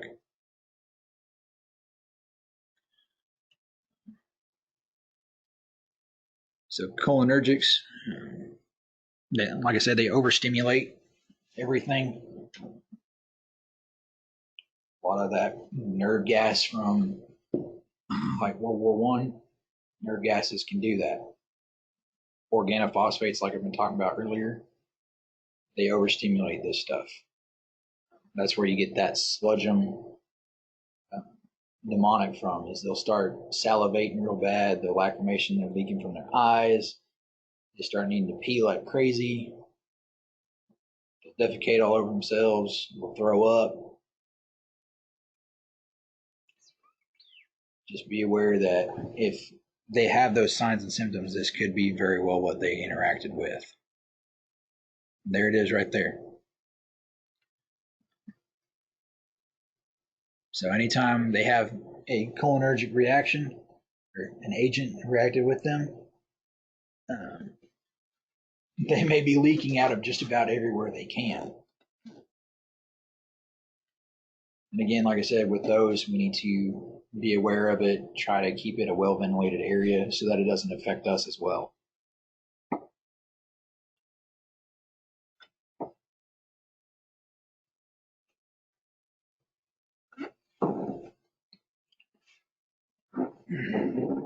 Again, Down there at the bottom, airway support.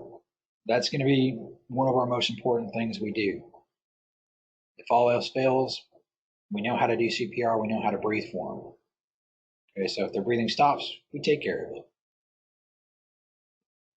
Eventually, all things devolve into pushing on somebody's chest and breathing for them. So it can't all be that bad, right?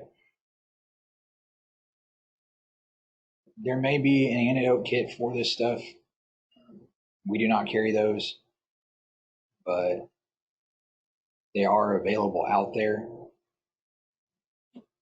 Again, like it says, if there's a known exposure to it and they're experiencing signs and symptoms, obviously you use the kit on yourself first. That's kind of that safety thing we talk about. You can't help the patient if you are laid out the same as them.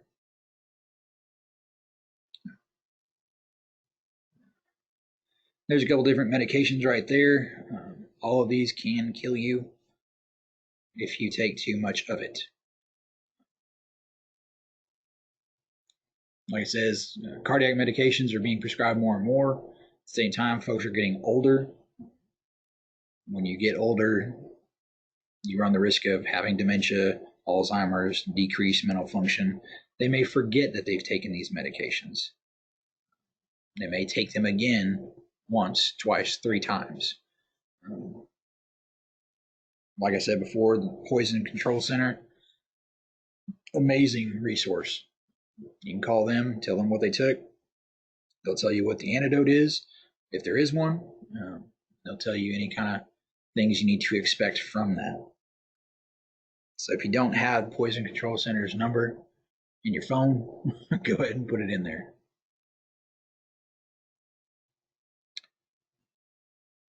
Aspirin is always a potentially lethal medication. It's definitely not a fun way to die. A lot of this stuff can be incredibly hard on your liver as well. But if these folks take too much of it, they'll obviously get sick. They may be confused. They may be breathing hard. Heart rate jumps up. Temperature goes through the roof. They may end up having seizures from it. So if you see any of those signs and symptoms and they have that ringing in their ears, which is tinnitus, go ahead and ask them, hey, have you taken any medications? Well, yeah, I took a buttload of aspirin. Well, great. Acetaminophen, your Tylenols. Again, these are very, very harsh. We need to take care of these folks, get them transported to the hospital.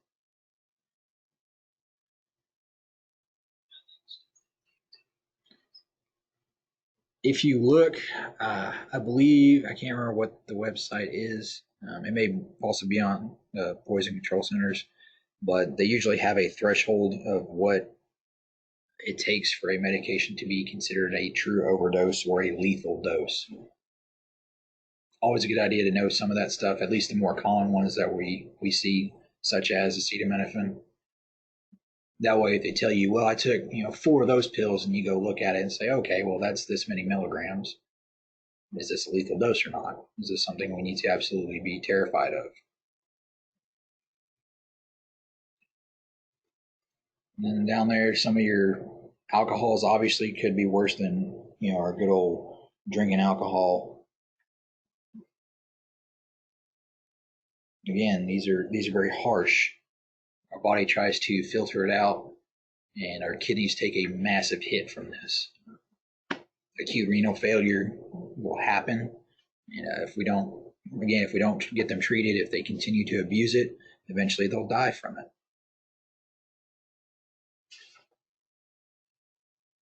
All right, so poisoning, good old food poisoning. I'm sure there's probably quite a few of us that have had it before. It's not pleasant.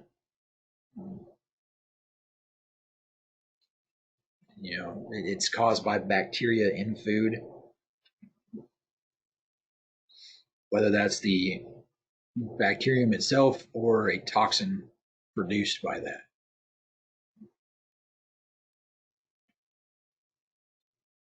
Number one right there is salmonella. If you've ever had it, it's not pleasant. You are pretty much in the bathroom the entire time. You've got massive abdominal pain, throwing up, diarrhea. You're miserable.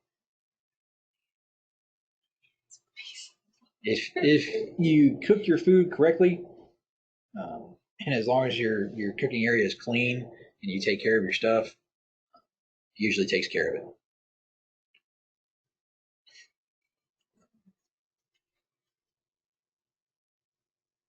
At the same time, if you're a fan of leftovers, make sure again that you eat them fairly quickly after you have that meal. At the same time, if you are like me and sometimes you go out to eat and then you throw the leftovers, you're like, oh, I'll take it home. You put it in the back of the car and then you forget about it for a week and a half. Obviously, do not eat it. Throw it away. That being said, refrigeration does not prevent those bacterium from growing. It slows them down, but you can't keep your tuna salad in there for 3 weeks and expect it to still be good. So botulism, botulism is not fun. Okay, you get neurologic symptoms from it. Probably canned food will do this to you. At the same time, for young children, eating honey can cause that, but you'll get that blurred vision, weakness, difficulty breathing, speaking. Eventually, it will progress worse to the point of not being able to breathe at all and then death. Again, like we talked about with GI issues before, we're not going to try and figure out the specific cause. We're going to get the information we can from them, and we're going to treat the symptoms. We'll get them to the hospital. They'll be able to figure out with lab work and anything else they need. That being said, if you've got quite a few people who are sick, experiencing the same symptoms from the same residents, go ahead and ask them, hey, did you guys eat the same thing? Did you all get the same kind of takeout? If they say yes, then odds are you're dealing with food poisoning.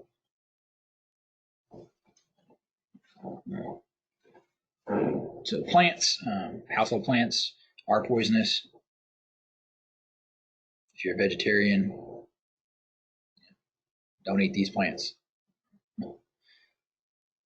Just be aware that, again, we're making sure their vital signs are okay. We're checking their airway. We're calling the Poison Control Center to see what to do with them.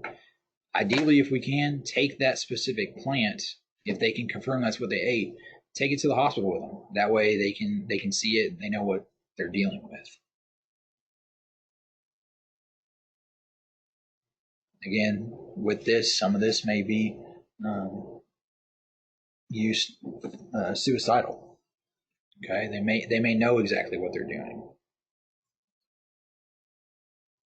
All right, review time. Which of the following questions is of the least pertinence for the EMT to ask a patient who intentionally overdosed?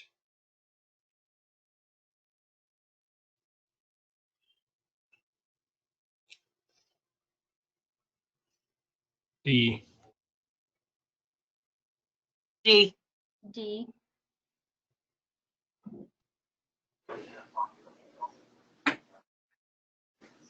Yeah. So again, like we said, it is a good question to ask, but it's not the most important one. It doesn't necessarily have an effect on what we're going to do for them. So if all we can get from them is the other ones, then that's all we need. I mean, I'd love to know why they took it. I'm not going to press the issue if they don't want to answer.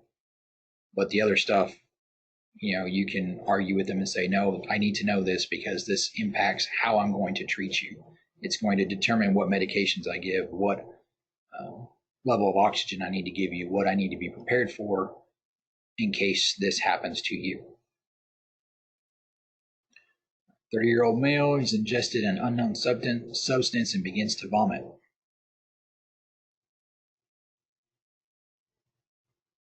What should you do? D.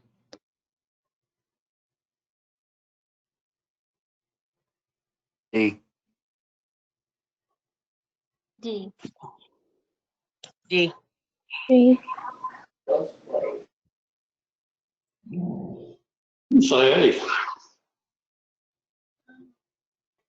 Kind of a tricky one. So it's going to be A. I like y'all's thinking for section. At at the same time, he's awake and conscious. He's throwing up. We don't necessarily have to be worried that he's going to, but we do want to try and at least collect some of that. That way, if there are fragments in it, the hospital may be able to identify what this person took. And at the same time, if we look at it, it says 30 seconds of suction, probably not the best.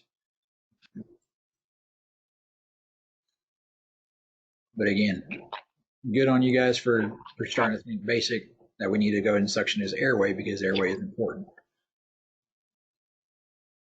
Probably a little bit more information with this question would have helped. So when we're caring for a patient with a surface contact poisoning, it is important to remember what? E. B. B. B. B. Yeah. So we don't want to expose ourselves. Again, our safety is our number one concern. We can't help anybody if we're exposed ourselves. Yep. Yeah. So most poisonings occur via what route? B. B. B. Yeah, like we said, 80% of them are occurred by putting stuff in the mouth.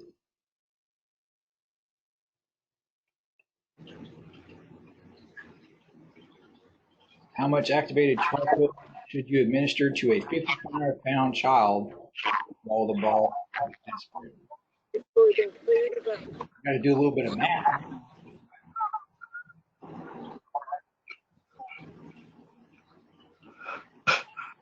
A 55-pound kid is how big?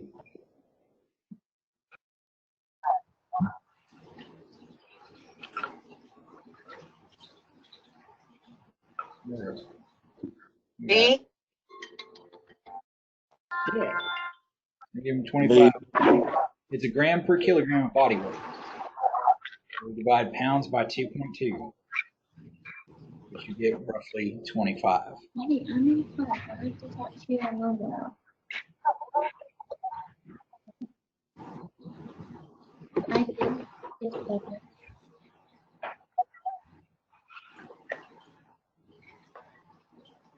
All right, so after taking Vicodin for chronic pain, 40-year-old woman finds that her usual dose is no longer effective and goes to the doctor to request a higher dose.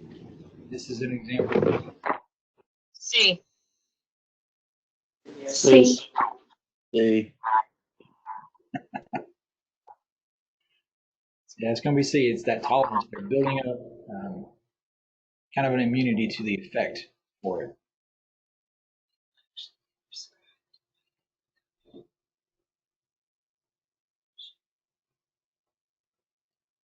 Which of the following effects does drinking alcohol not produce? E. D. You said that awfully quick.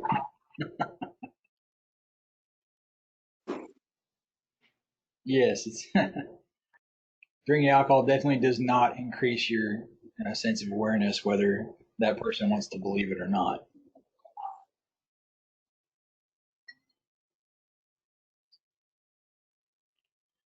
21-year-old male found unconscious in an alley. Your initial assessment reveals that his respirations are slow and shallow, pulse is slow and weak. Further assessment reveals his pupils are bilaterally constricted. He's got an overdose of what? C.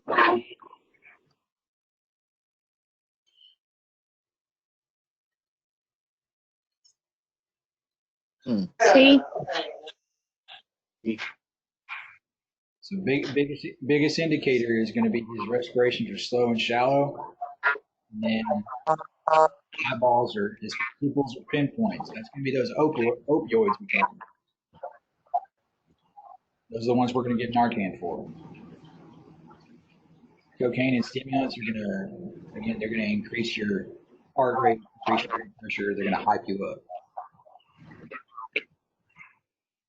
Same thing as meth. Meth's going to make you go crazy, be hyperactive. All right, the mnemonic dumbbells can be used to recall the signs and symptoms of a coronary drug poisoning. The E in the dumbbell stands for what?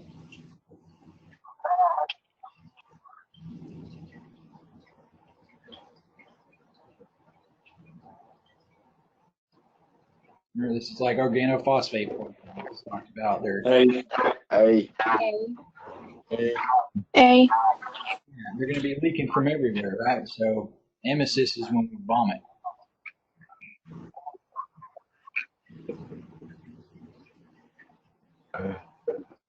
So food poisoning is almost always caused by eating food that contains what?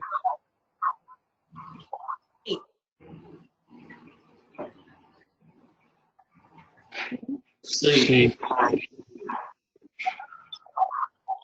C. C. Okay.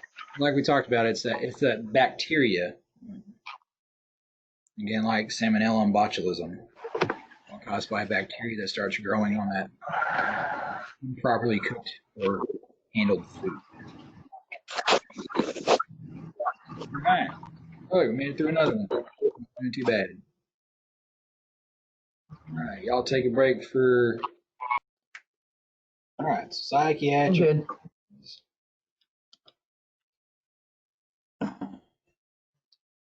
More and more often, we are getting more psychiatric and behavioral emergencies. These can be multiple different things, from a medical condition or a medication issue, mental illness, drugs, stress, you name it. Psychiatric problems can come from all shapes and sizes of conditions. It can also be all different types of people. You know, it could be the homeless guy having a psychiatric issue. It could be the CEO of a Fortune 500 company having it. It just depends on their situation. At the same time, all of us have, at some point or another, faced some kind of emotional crisis, whether we're going through it now, whether we've gone through it before, or have yet to go through it. That doesn't mean that any of us have developed mental illness. Again, that being said, don't automatically assume that, well, since I'm having a rough time, I have some mental illness, or that your patient does or does not have one. Again, our job isn't to definitively diagnose these folks. It's to take care of them, whether that's talking to them about it, treating their symptoms, or just giving them a ride to the hospital where they can get the help they need. Our job is not to make things worse. There's a big misconception right there. If you're feeling bad or depressed, you obviously must be sick. No. There's plenty of things that can be going on. You could have just lost your job. Look at the coronavirus situation. Look at the riots going on. There's a lot of bad stuff that's going on out there that can make you feel this way. You could be going through a divorce. You could have had a relative that just passed away.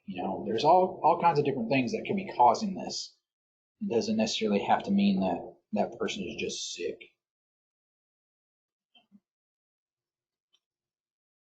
Another myth is that if they have some kind of mental health issue that they're crazy or they're going to hurt you. No. There's a lot of them that do not have that problem. A lot of them just need to be talked to. The downside is, because of the nature of our job, we tend to get exposed to those possibly violent patients a little bit more often. So we may feel like that's all we ever see and that that's all there ever is. But I promise you that those folks are in the minority.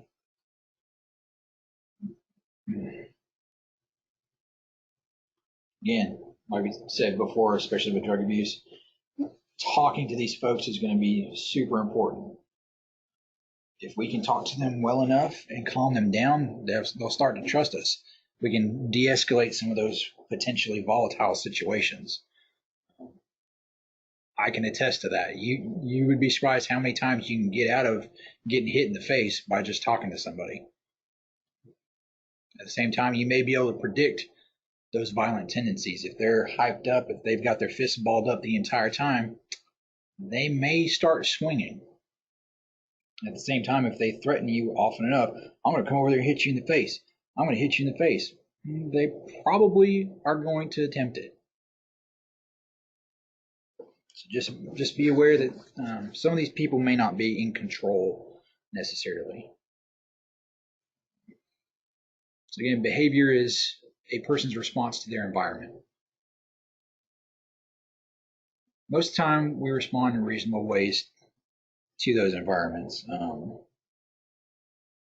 We adapt to stress very well. Most of us are usually walking balls of stress.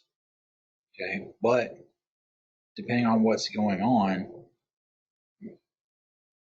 sometimes it's not enough.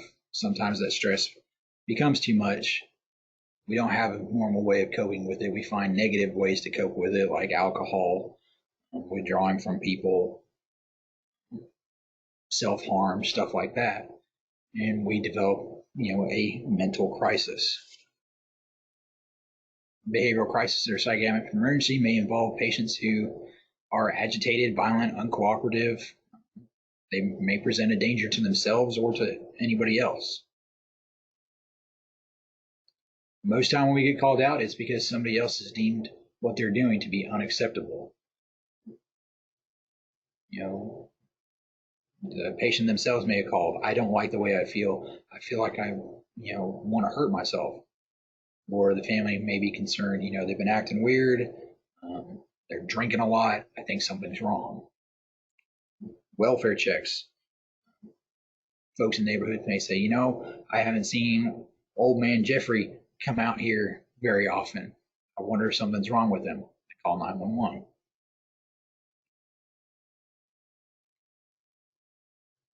If something lasts longer than a month or more, it's obviously going to be a big deal.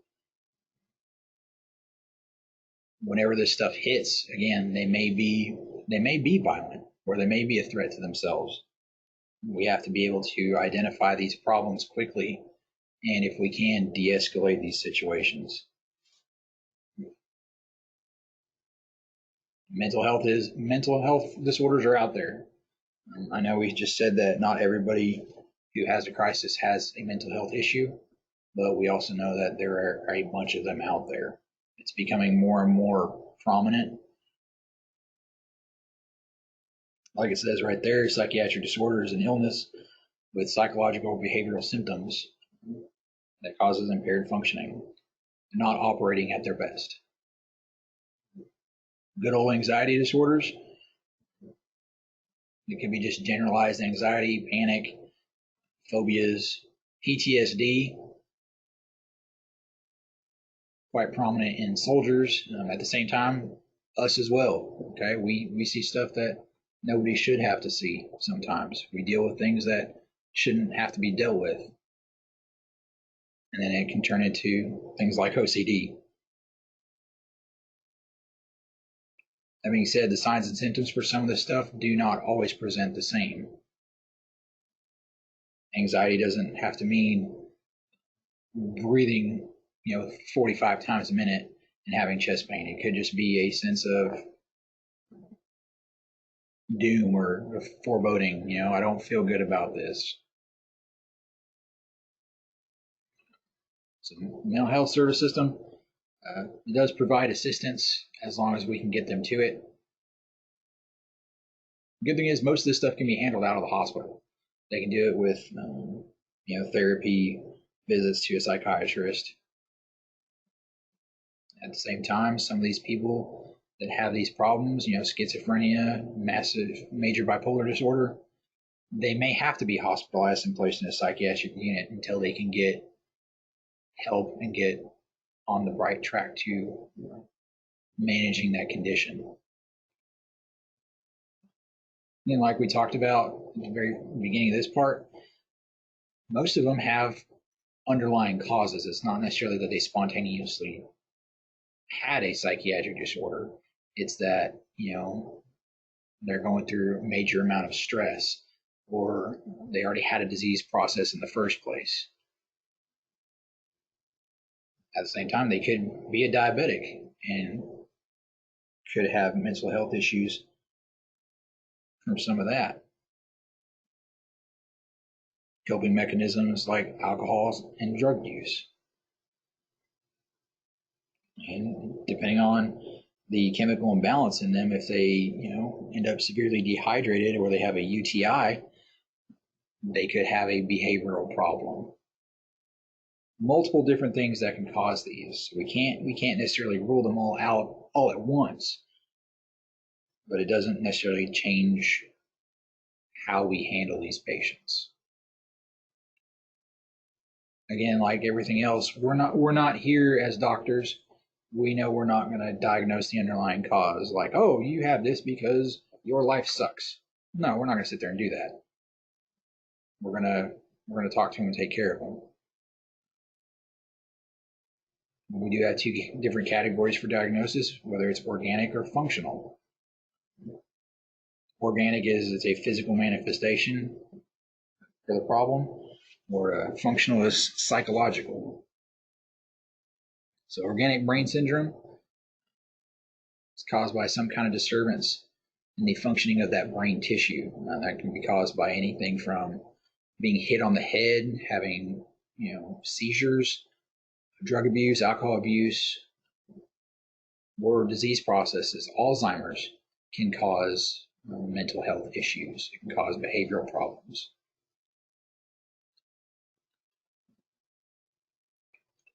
So functional, like we said, it's more physiological, compares the body functions.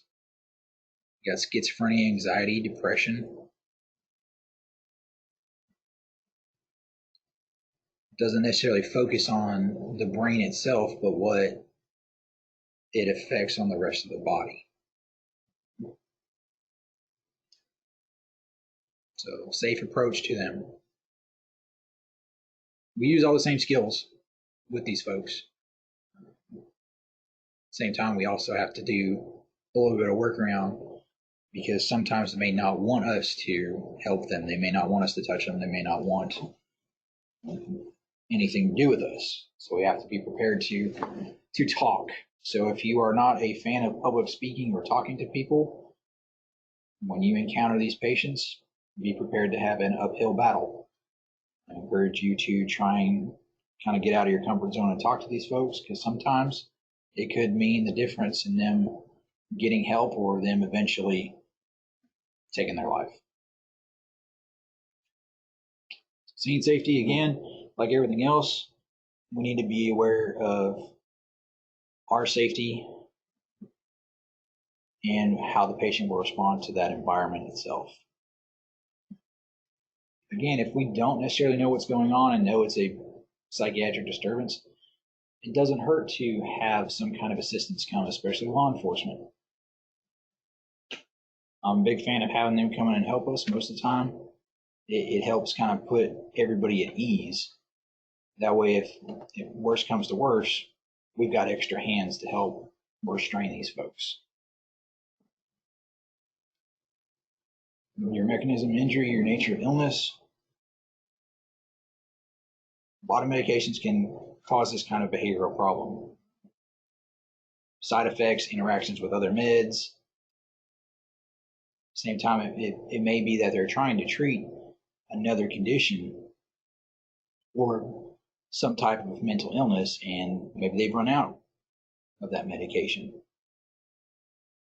So just be aware that there may be an underlying problem that you haven't figured out just yet.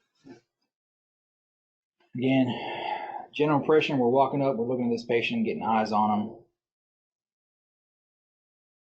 Check them real quick. Obviously, we need to look and see if there's any life-threatening bleeding, whether they've injured themselves or have been harmed in any way.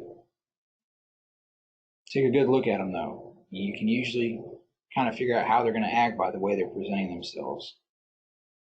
And establishing a rapport means a good relationship with the patient. Identify yourself. Hey, my name's Sean. I'm with EMS. Can I help you? Is there anything I can do for you today? Don't ever actually give them a yes or no question, because most often, kind of like kids, they may already be predisposed to not wanting help. So if you say, do you want help? Well, no, I don't. What's bothering you today? What can I help you with? It gives them an option to start talking to you. Again, ABCs, we want to make sure they're breathing, talking. If they're up, standing around, running around, they've probably got a decent circulation. Most of these calls will not be lights and sirens, pedal to the metal. Be prepared that we're going to be there for a little bit. We're going to kind of have to dig our feet in and settle in, because we're going to have to probably convince them to go to the hospital and get looked at.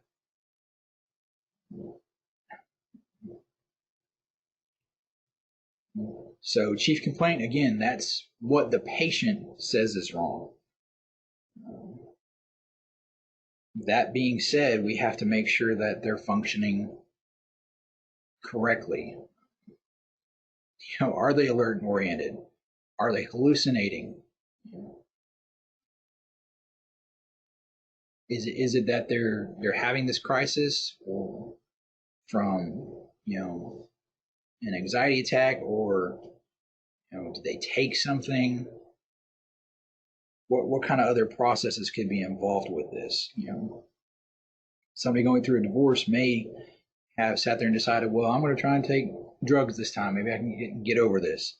Now they're hallucinating because of it. Just be aware that there's multiple different factors to these calls and to these patients. At the same time, for some reason, a lot of people like to talk to us. If you work it right, they may give you information that they're not comfortable giving the hospital staff. They may think that we're unfortunately, they may think that we're not as educated as a doctor is. I mean, they may start telling us stuff thinking that we have no idea what they're talking about. Just be a good listener. A lot of times, once these people open up, you've opened up the floodgates. They'll start talking. You'll be able to get plenty of information from them. So there's a couple of different things you can kind of use to figure out if they're having a mental health disorder.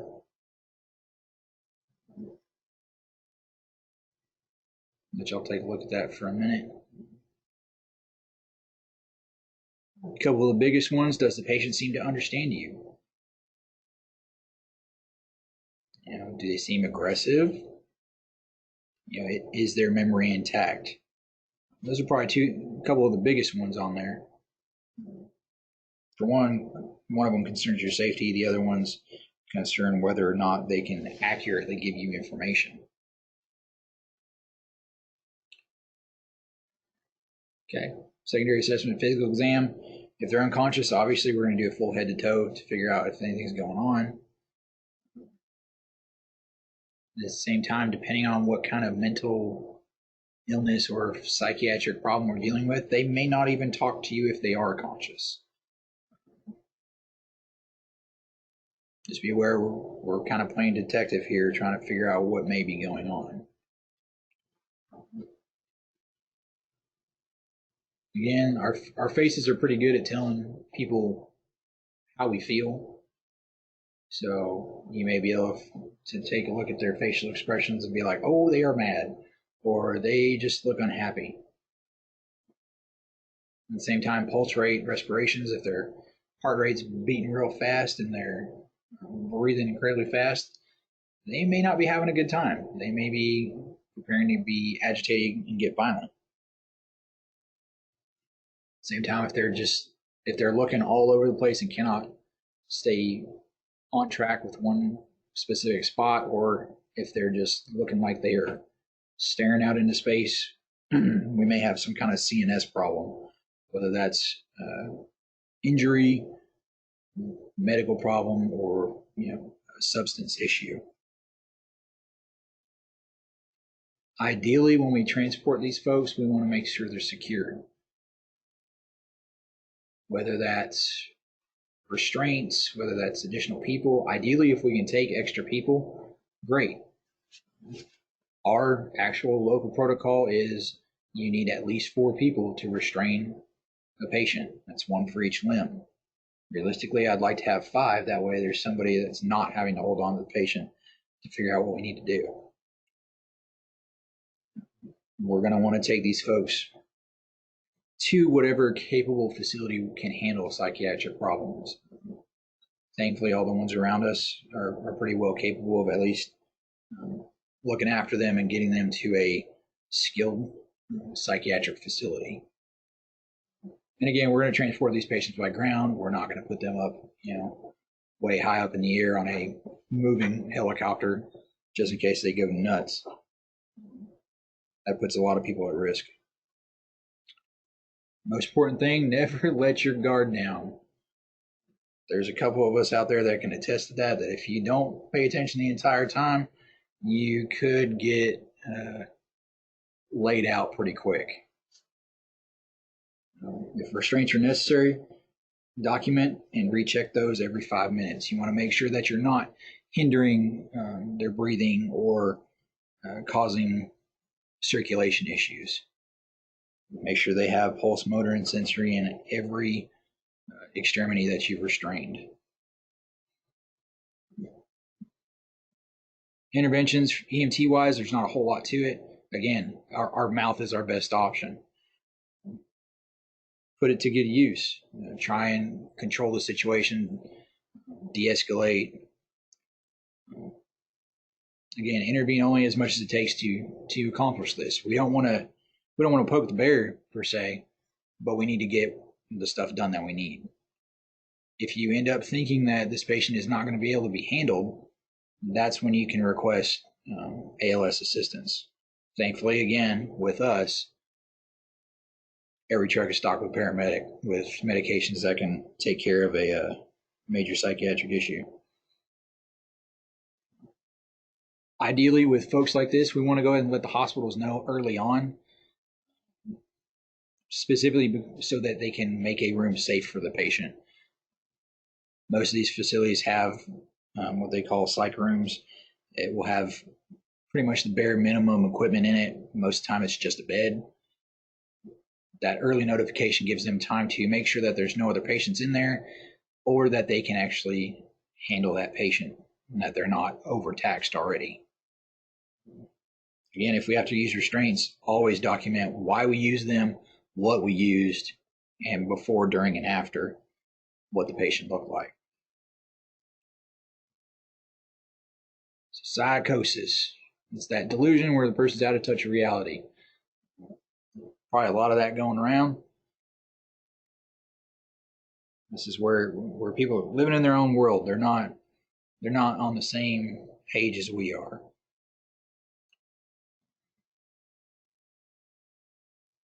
Schizophrenia is complex. It's hard to treat. They can have delusions, hallucinations. Nothing really excites them anymore.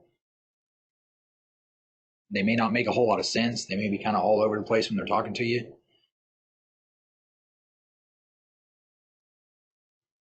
Again, main thing we need to know is this going to get dangerous for us? Always let them know who you are.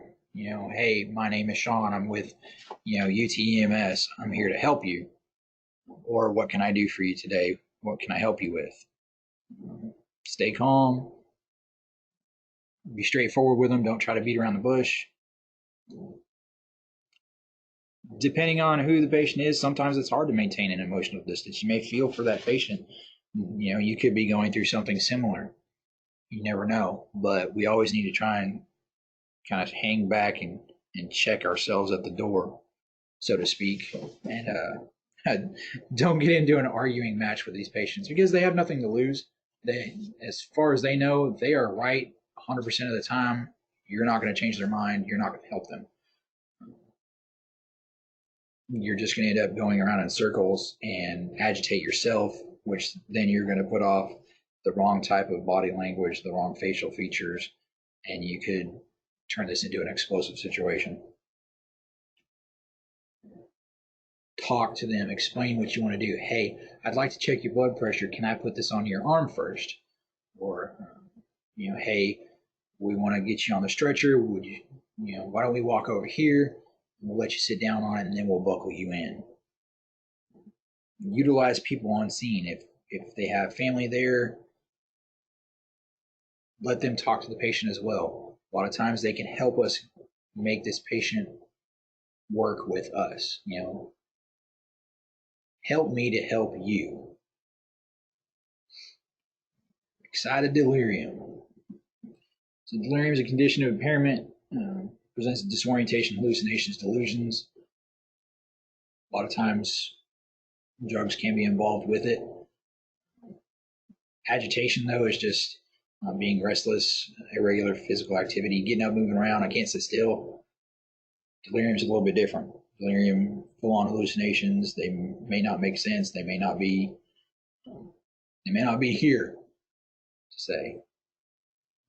Signs and symptoms here: hyperactive, irrational behavior, vivid hallucinations. They are seeing some stuff that we could not even begin to imagine. High blood pressure, high heart rate, they're sweating, pupils are huge, their skin temp is increased. Most time, these folks will be naked. Okay, they're burning so much, they're generating so much heat that they cannot cool down. So some of these folks may be completely naked. They may be trying to cool off in the pool or water. It just depends. It may be difficult, but we try to be calm and supportive. Approach them slow. Don't get right up in their face. Physical contact sometimes with them can trigger them. They may be okay and staring off, and the minute you put your hand on their shoulder, they come alive and they're swinging. Again, like every other patient we've talked about today, don't leave them alone. Most time when you leave these folks alone, they have a tendency to cause any kinds of issues, whether it's hurting themselves, damaging property. Just, it's safer to keep eyeballs on them.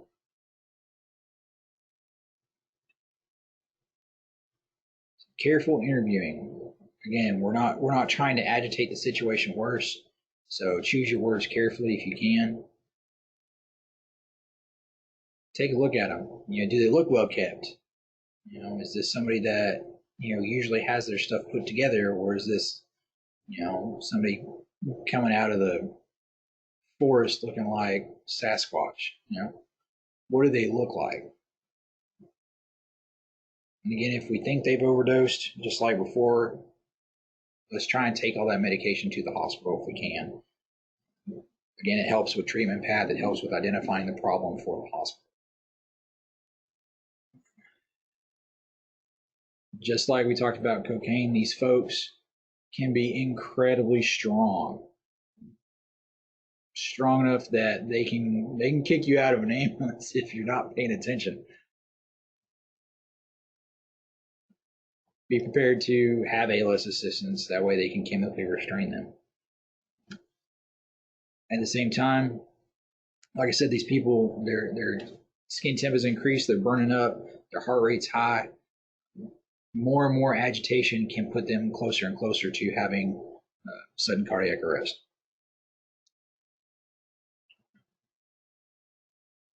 Again, check your local protocols for restraints. Like I said, ours, we need at least 4 people, 1 for each limb.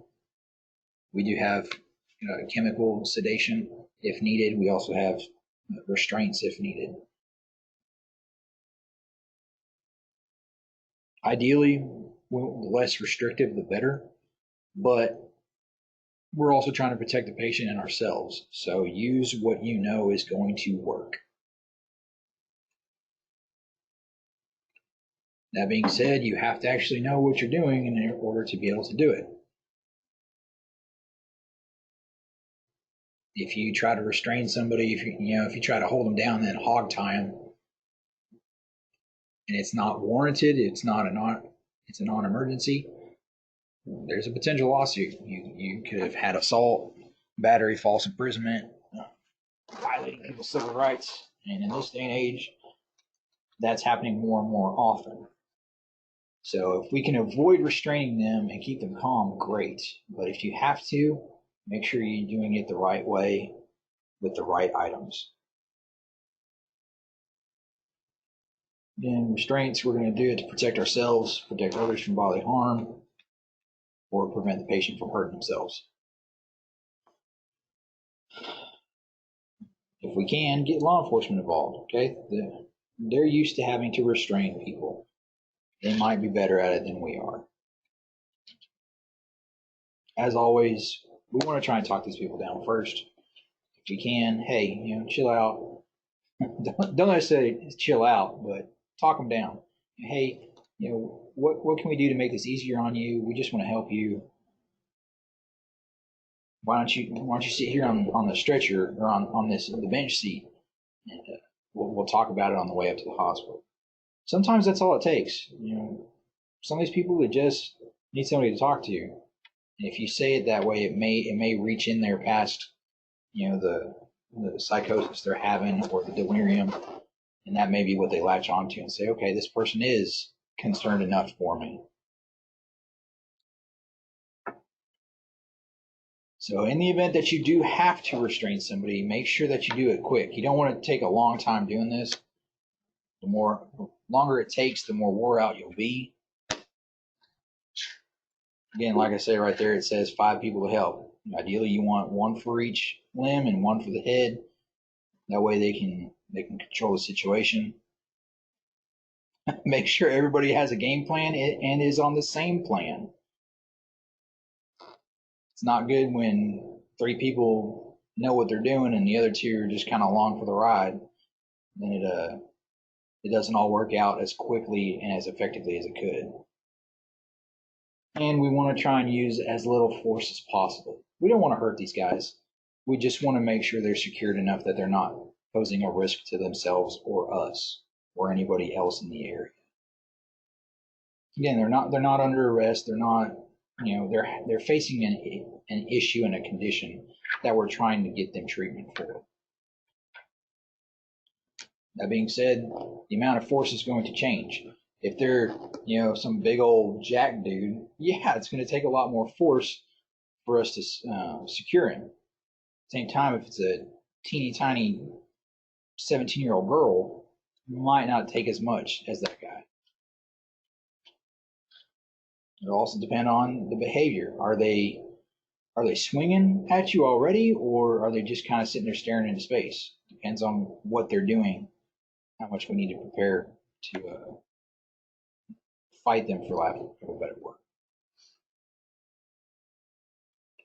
Again, even if they're not responding to you, even if it doesn't seem like they're paying attention, talk them through it. Tell them what you're doing. Hey, we're trying to protect you. We're trying to keep you from hurting yourself or hurting us. We're just going to put you in these restraints until we get to the hospital. This is how it's going to go.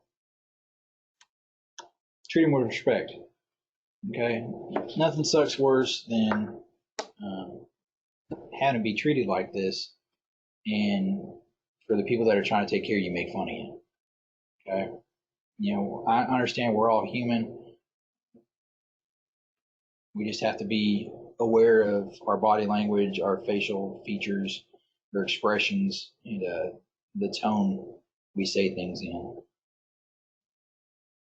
Because a lot of times these patients will remember this, whether or not it's comes back to bite us or not. They may always remember that. Well, that one time I had that major crisis. I remember that EMT he smiled from ear to ear and made a comment about, hog tying me. Just I'm never going to call for help again. So we don't want that to happen. Ideally, if we can have somebody of the same gender for that patient, attend the patient and stay with them in the back of the ambulance, great. It keeps potential lawsuits and problems from happening. At the same time, barrier protection, right? Some of these people, they may be spitting, they may be, covered in blood, depending on what happened. Be aware of that and take the proper personal protective equipment measures you need to take.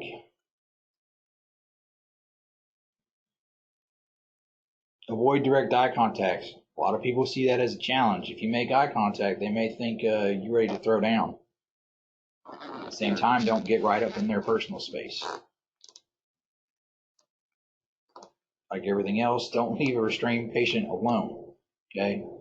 Just because they're restrained doesn't mean they can't twist around and get themselves into a position that cuts off their airway or cuts their circulation off.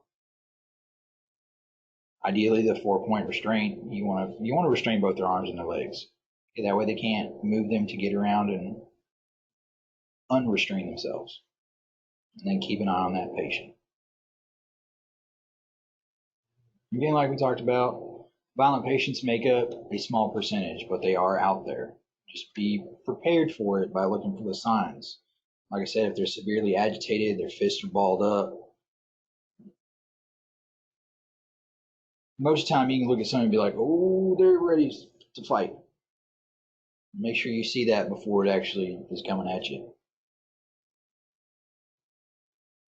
Ask the family before, hey, have they ever acted like this? Have they been violent? Have they been aggressive? How are they sitting or standing? Are they sitting down laid back, or are they leaned forward, their hands on their knees ready to push up? Or are they standing with their 1 foot forward, braced like they're ready to go?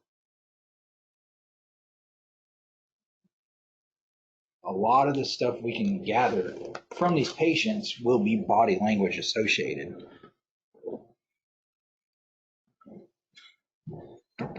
Obviously, if they're holding something that can be a weapon, it's probably a good idea to be aware of that. If you're fixing to pull up on scene and you see that guy out there with a knife, probably a good idea that law enforcement goes in before us. What kind of speech are they using? Are they swearing all the time? Are they cussing people out? Are they making sense? Again, if we have family there, if we can talk to somebody, hey, do they always swear like a sailor? Well, no. They're, that's our preacher. He doesn't ever say a swear word. Well, it's probably something different then. Again, like I said, physical activity, body language, that's what we're looking for. We're going to watch these folks. It's, clenched fists, tense muscles, they're pacing, they can't sit still. They are very, very protective of their personal space. You do not get in my bubble, or I will beat you to death, that kind of thing. There's a couple different other factors. Obviously, substance abuse is a big one. Depression, functional disorders. Do they have any kind of traumatic brain injury that may have caused this? Do they have a history of fighting? Poor impulse control? Things like that to be aware of. All right, so suicide. Unfortunately, depression is the biggest factor in this. So, we always used to say, well, if they talk about it, they're not going to do it. It's the quiet ones we have to worry about. Not necessarily. Okay? People can talk about it and say, man, I'm going to kill myself. I'm going to kill myself. They may be looking for that help, and then finally that 4th, 5th, 300th time they say, you know what, forget it. Now they're committed to it. Now they're going to do it. Okay? If you hear somebody say this kind of thing, we always have to take them at their word. Whether they're joking or not, we need to see them evaluated. Okay, warning signs. Like I said, sadness, hopelessness, nothing goes right. They don't look people in the eye. They speak real slow. They're checked out. They don't want to talk about the future because they assume they have none. They suggest suicide a lot of times. And if they have any plans related to it. If you hear this stuff, tell somebody about it. Okay, these are kind of warning signs.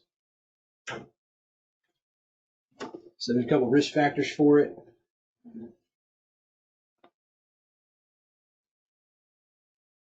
All kinds of different stuff. Okay. Unfortunately, suicide is something that we all have to deal with. There's always a possibility that we encounter it. Could be somebody as young as 10, as old as 85. It doesn't matter. It can happen to anybody.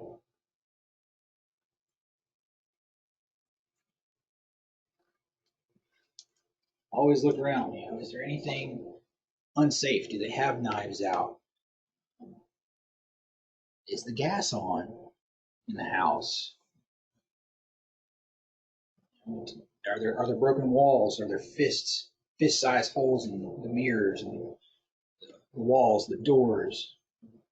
Is there any obvious threat to those patients or anybody else in the area? Again, a lot of this stuff is going to be very scene safety heavy. They're looking around everywhere else to make sure that there's nothing they can use against us or against themselves. Same time, is there a problem underlying? Do they have Alzheimer's? Do they have some kind of medical problem? Cultural, religious beliefs, depending on what it is, they may think that's the answer. At the same time, if there's been some kind of major trauma, assaults, sexual assaults, deaths in the family, there's any number of issues that can arise that cause these feelings. At the same time, a suicidal patient may not necessarily just be suicidal. They may decide that, you know what, if I'm going to go, I'm going to take you with me. Okay? Just like school shooters, they go in with a plan. They already want to kill themselves, but now they say, well, everybody else was so rude and mean to me, I'm going to take everybody with me. Okay? So just be aware that while they may say they want to harm themselves, they may also change their mind and want to do the same to you. All right, PTSD.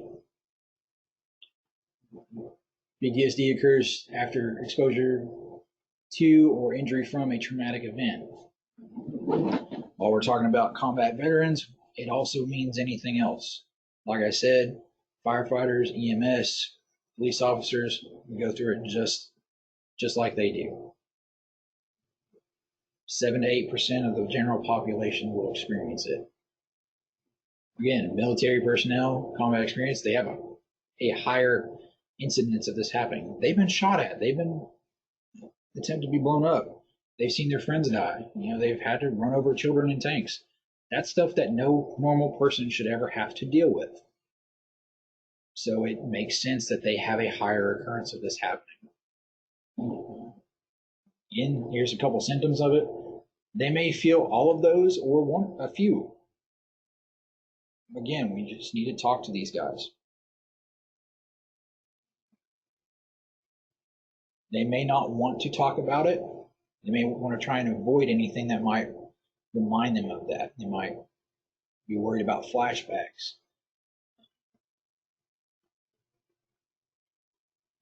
If they wake up in the middle of the night thinking that they're out there under fire. Just be prepared for these guys to tell you things like that.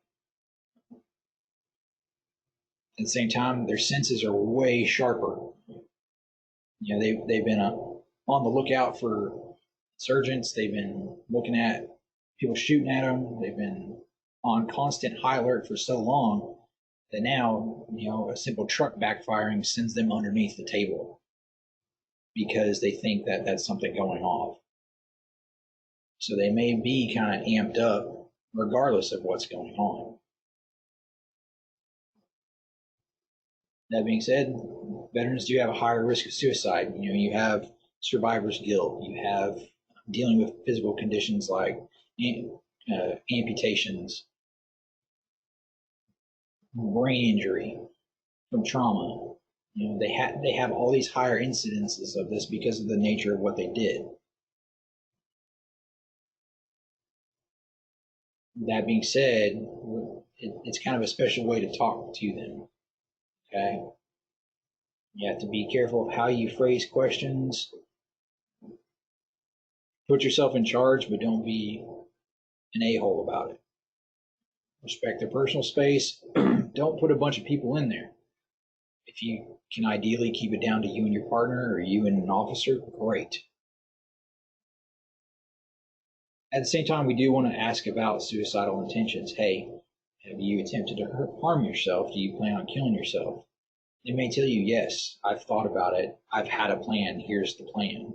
That way you kind of know how far down the hole they've gone. At the same time, combat veterans, man, they know how to fight. Okay? They can use just about anything on you, right? Make sure there's nothing that they can get access to use against you as a weapon. At the same time, if they get kind of squirrely and you try to restrain them, that may make it worse. It may trigger a flashback, trigger something on them, and now they think they're in the fight of their life. Medical legal considerations. All right. So we have a lot of issues we have to figure out. It's more difficult with these kind of patients. We do have to decide whether or not we need to go now or we can kind of stay in play. Obviously, this patient may say that they do not need help. Depending on what's going on, what they've said, we obviously don't want to leave them alone. And like I said before, law enforcement, always a good help. Most time when people see law enforcement come out and say, hey, you probably should go to the hospital, they're going to listen to them more often than not. Consent. Most time, like we said, implied consent, it's assumed that a patient who is not mentally aware, not completely alert, it's implied that they would want help. They would give us consent to treat them if they were in their normal state of mind. With psychiatric emergencies, it's a little more difficult because whether we think they're in their right state of mind or not, they could be. It could be that, they say, well, I want to kill myself. They may have sent a text message to somebody or anything like that, or mentioned it offhand to someone, but now they're like, no, I didn't say that. If we try to force them to go because we think they're mentally incompetent, they can prove that they are, and then you've now kidnapped somebody. If you're not sure, again, law enforcement, call medical patrol, get somebody else's opinion. Hey, I need help with this patient. I think they need to go. I think they're altered, but here's what they're looking like. What do you think? That way you just have that second opinion saying, yeah, sounds like they're not alert. Let's go ahead and take them.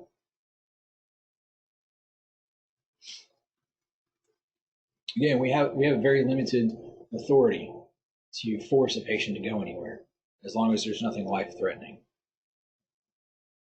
Like we said before, competent adults who are alert and oriented, they have every right to refuse if they don't want to go. That's their choice.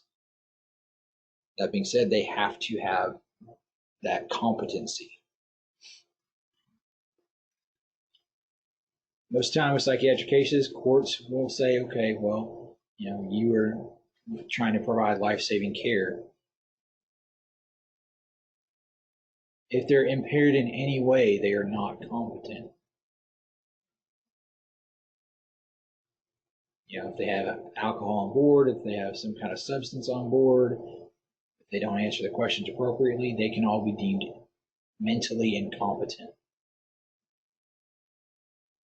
Again, we're always going to err on the side of treatment and transport. We want to get these folks help. We want them to go to the hospital and get looked at so that they don't have this problem again, or they can manage the problem. Always do your best to get them to go. Don't ever be those type that say, well, they said no, so I'm just going to go ahead and give up. Don't be like that. All right. Behavioral crisis is most accurately defined as what? I have to give you all a couple of different slides. So first one, severe acute psychiatric condition in which the patient becomes violent, presents a safety threat, any reaction to events that interfere with the activities of daily living or has become unacceptable to the patient, family, or community. Normal response of the patient to a situation that causes an overwhelming amount of stress, or a reaction to a stressful event that the patient feels is appropriate, but it's considered inappropriate by the patient's family or community.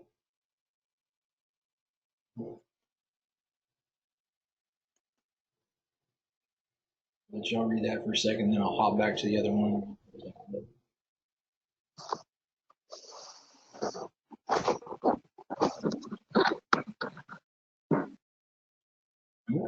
No, just kidding. I'm going to go ahead and give you the answer. Apparently, I hit the wrong button. It's going to be. It's a behavioral crisis where any reaction interferes with their daily activities or it's become unacceptable. Again, like I said before, not all of them are psychotic. They're not all violent.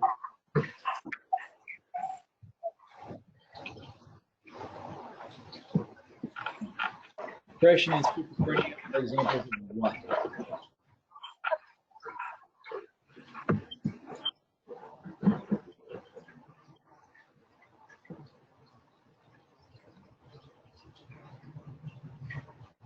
A.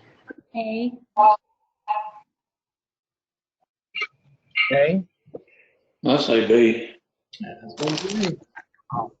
Remember, it's a functional disorder. It's impairing how they normally act. Not directly related to the brain. It doesn't have a physical problem.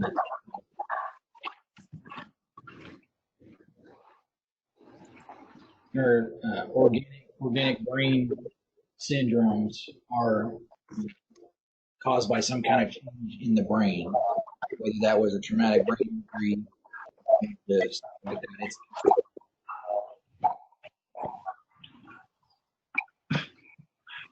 In assessing a patient with behavioral crisis, the primary concern is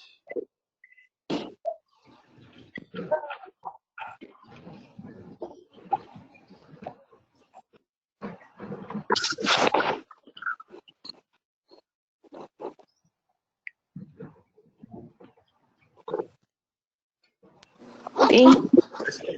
D. Hey, D. D. Yeah. Again, that goes back to your scene size up. Is the scene safe? We obviously need to take care of number one, that is ourselves. When you think about it, your safety starts with you, then your partner, then bystanders, then the patient.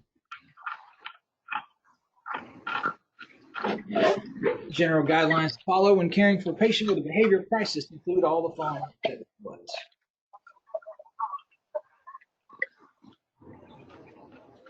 E.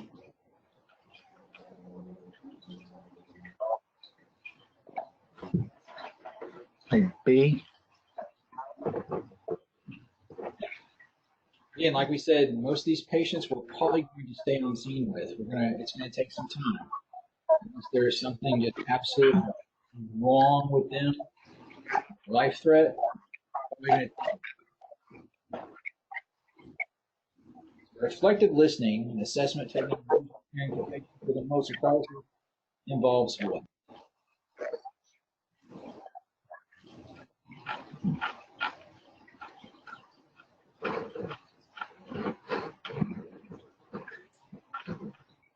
Think about the word reflect. When we reflect something, we're turning it back on whatever it was. Think about these patients, what they're going through, how they talk to them. D. D. D. When they tell you something, you kind of, say, man, I've been feeling so bad lately. You've been feeling bad. What's been causing you to feel bad? Is there anything going on in your life right now that's had you struggling? It gives them a chance to talk, go a little bit more in depth into what's going on with them. Here's the following patients that are at the highest risk of suicide.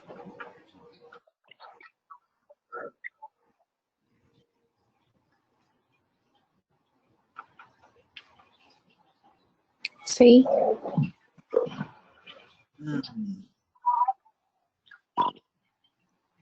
Yes. C. Somebody who's probably abusing alcohol and then purchases a gun now has a path. They can start creating a plan.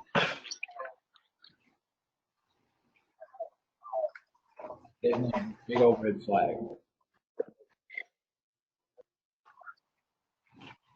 I'm caring for a patient with an emotional crisis who is calm and not in need of emergency care. The best course of action is waiting.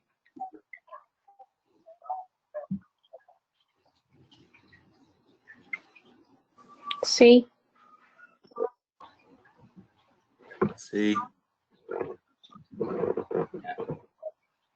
C. If they seem like they're okay, they're calm, you need to at least talk to them and say, hey, and something I've learned over the years, you don't necessarily want to say, do you want to go to the hospital? Now you give them the option. Which hospital would you like me to take you to? Or which hospital do your doctors work at so we can take you to get some help? Give them that open-ended question. That way they can't just flat out answer no. So when physically restraining a violent patient, the EMT should what?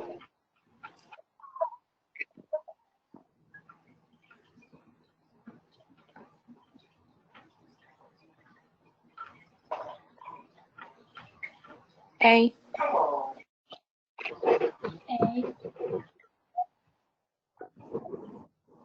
Yeah. A. Like I said, even if we don't think they can hear us during this, we want to tell them what's going on. We want to say, hey, no, you're in there fighting us. We're trying to help you. We're gonna put you in restraint. On arrival to the residence of a young male with crisis, the police officer tells us that he's acting bizarre. Find him sitting on his couch, conscious but confused, taking medications but can't understand why. He has noticeable tremor to his hands. What should you first rule out? A. A. A. Yeah. A lot of those signs and symptoms they just put on there, especially if he doesn't know what medication is, it's potentially a hypoglycemic issue. We're just trying to rule that out first. That way we can say at least, hey, we checked his blood sugar. It wasn't that. We're having an issue.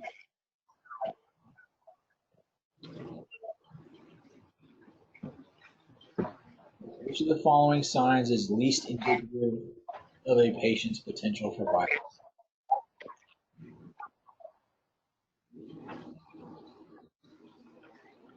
B. B. B. Yeah, everything else on here, everything else kind of keys you in on. Okay, this guy might be a problem, but just being 5 and 230 doesn't necessarily mean. We've sized him up. We know he's kind of a big dude, but it doesn't mean he's going to be violent. All right. Go ahead and pause this.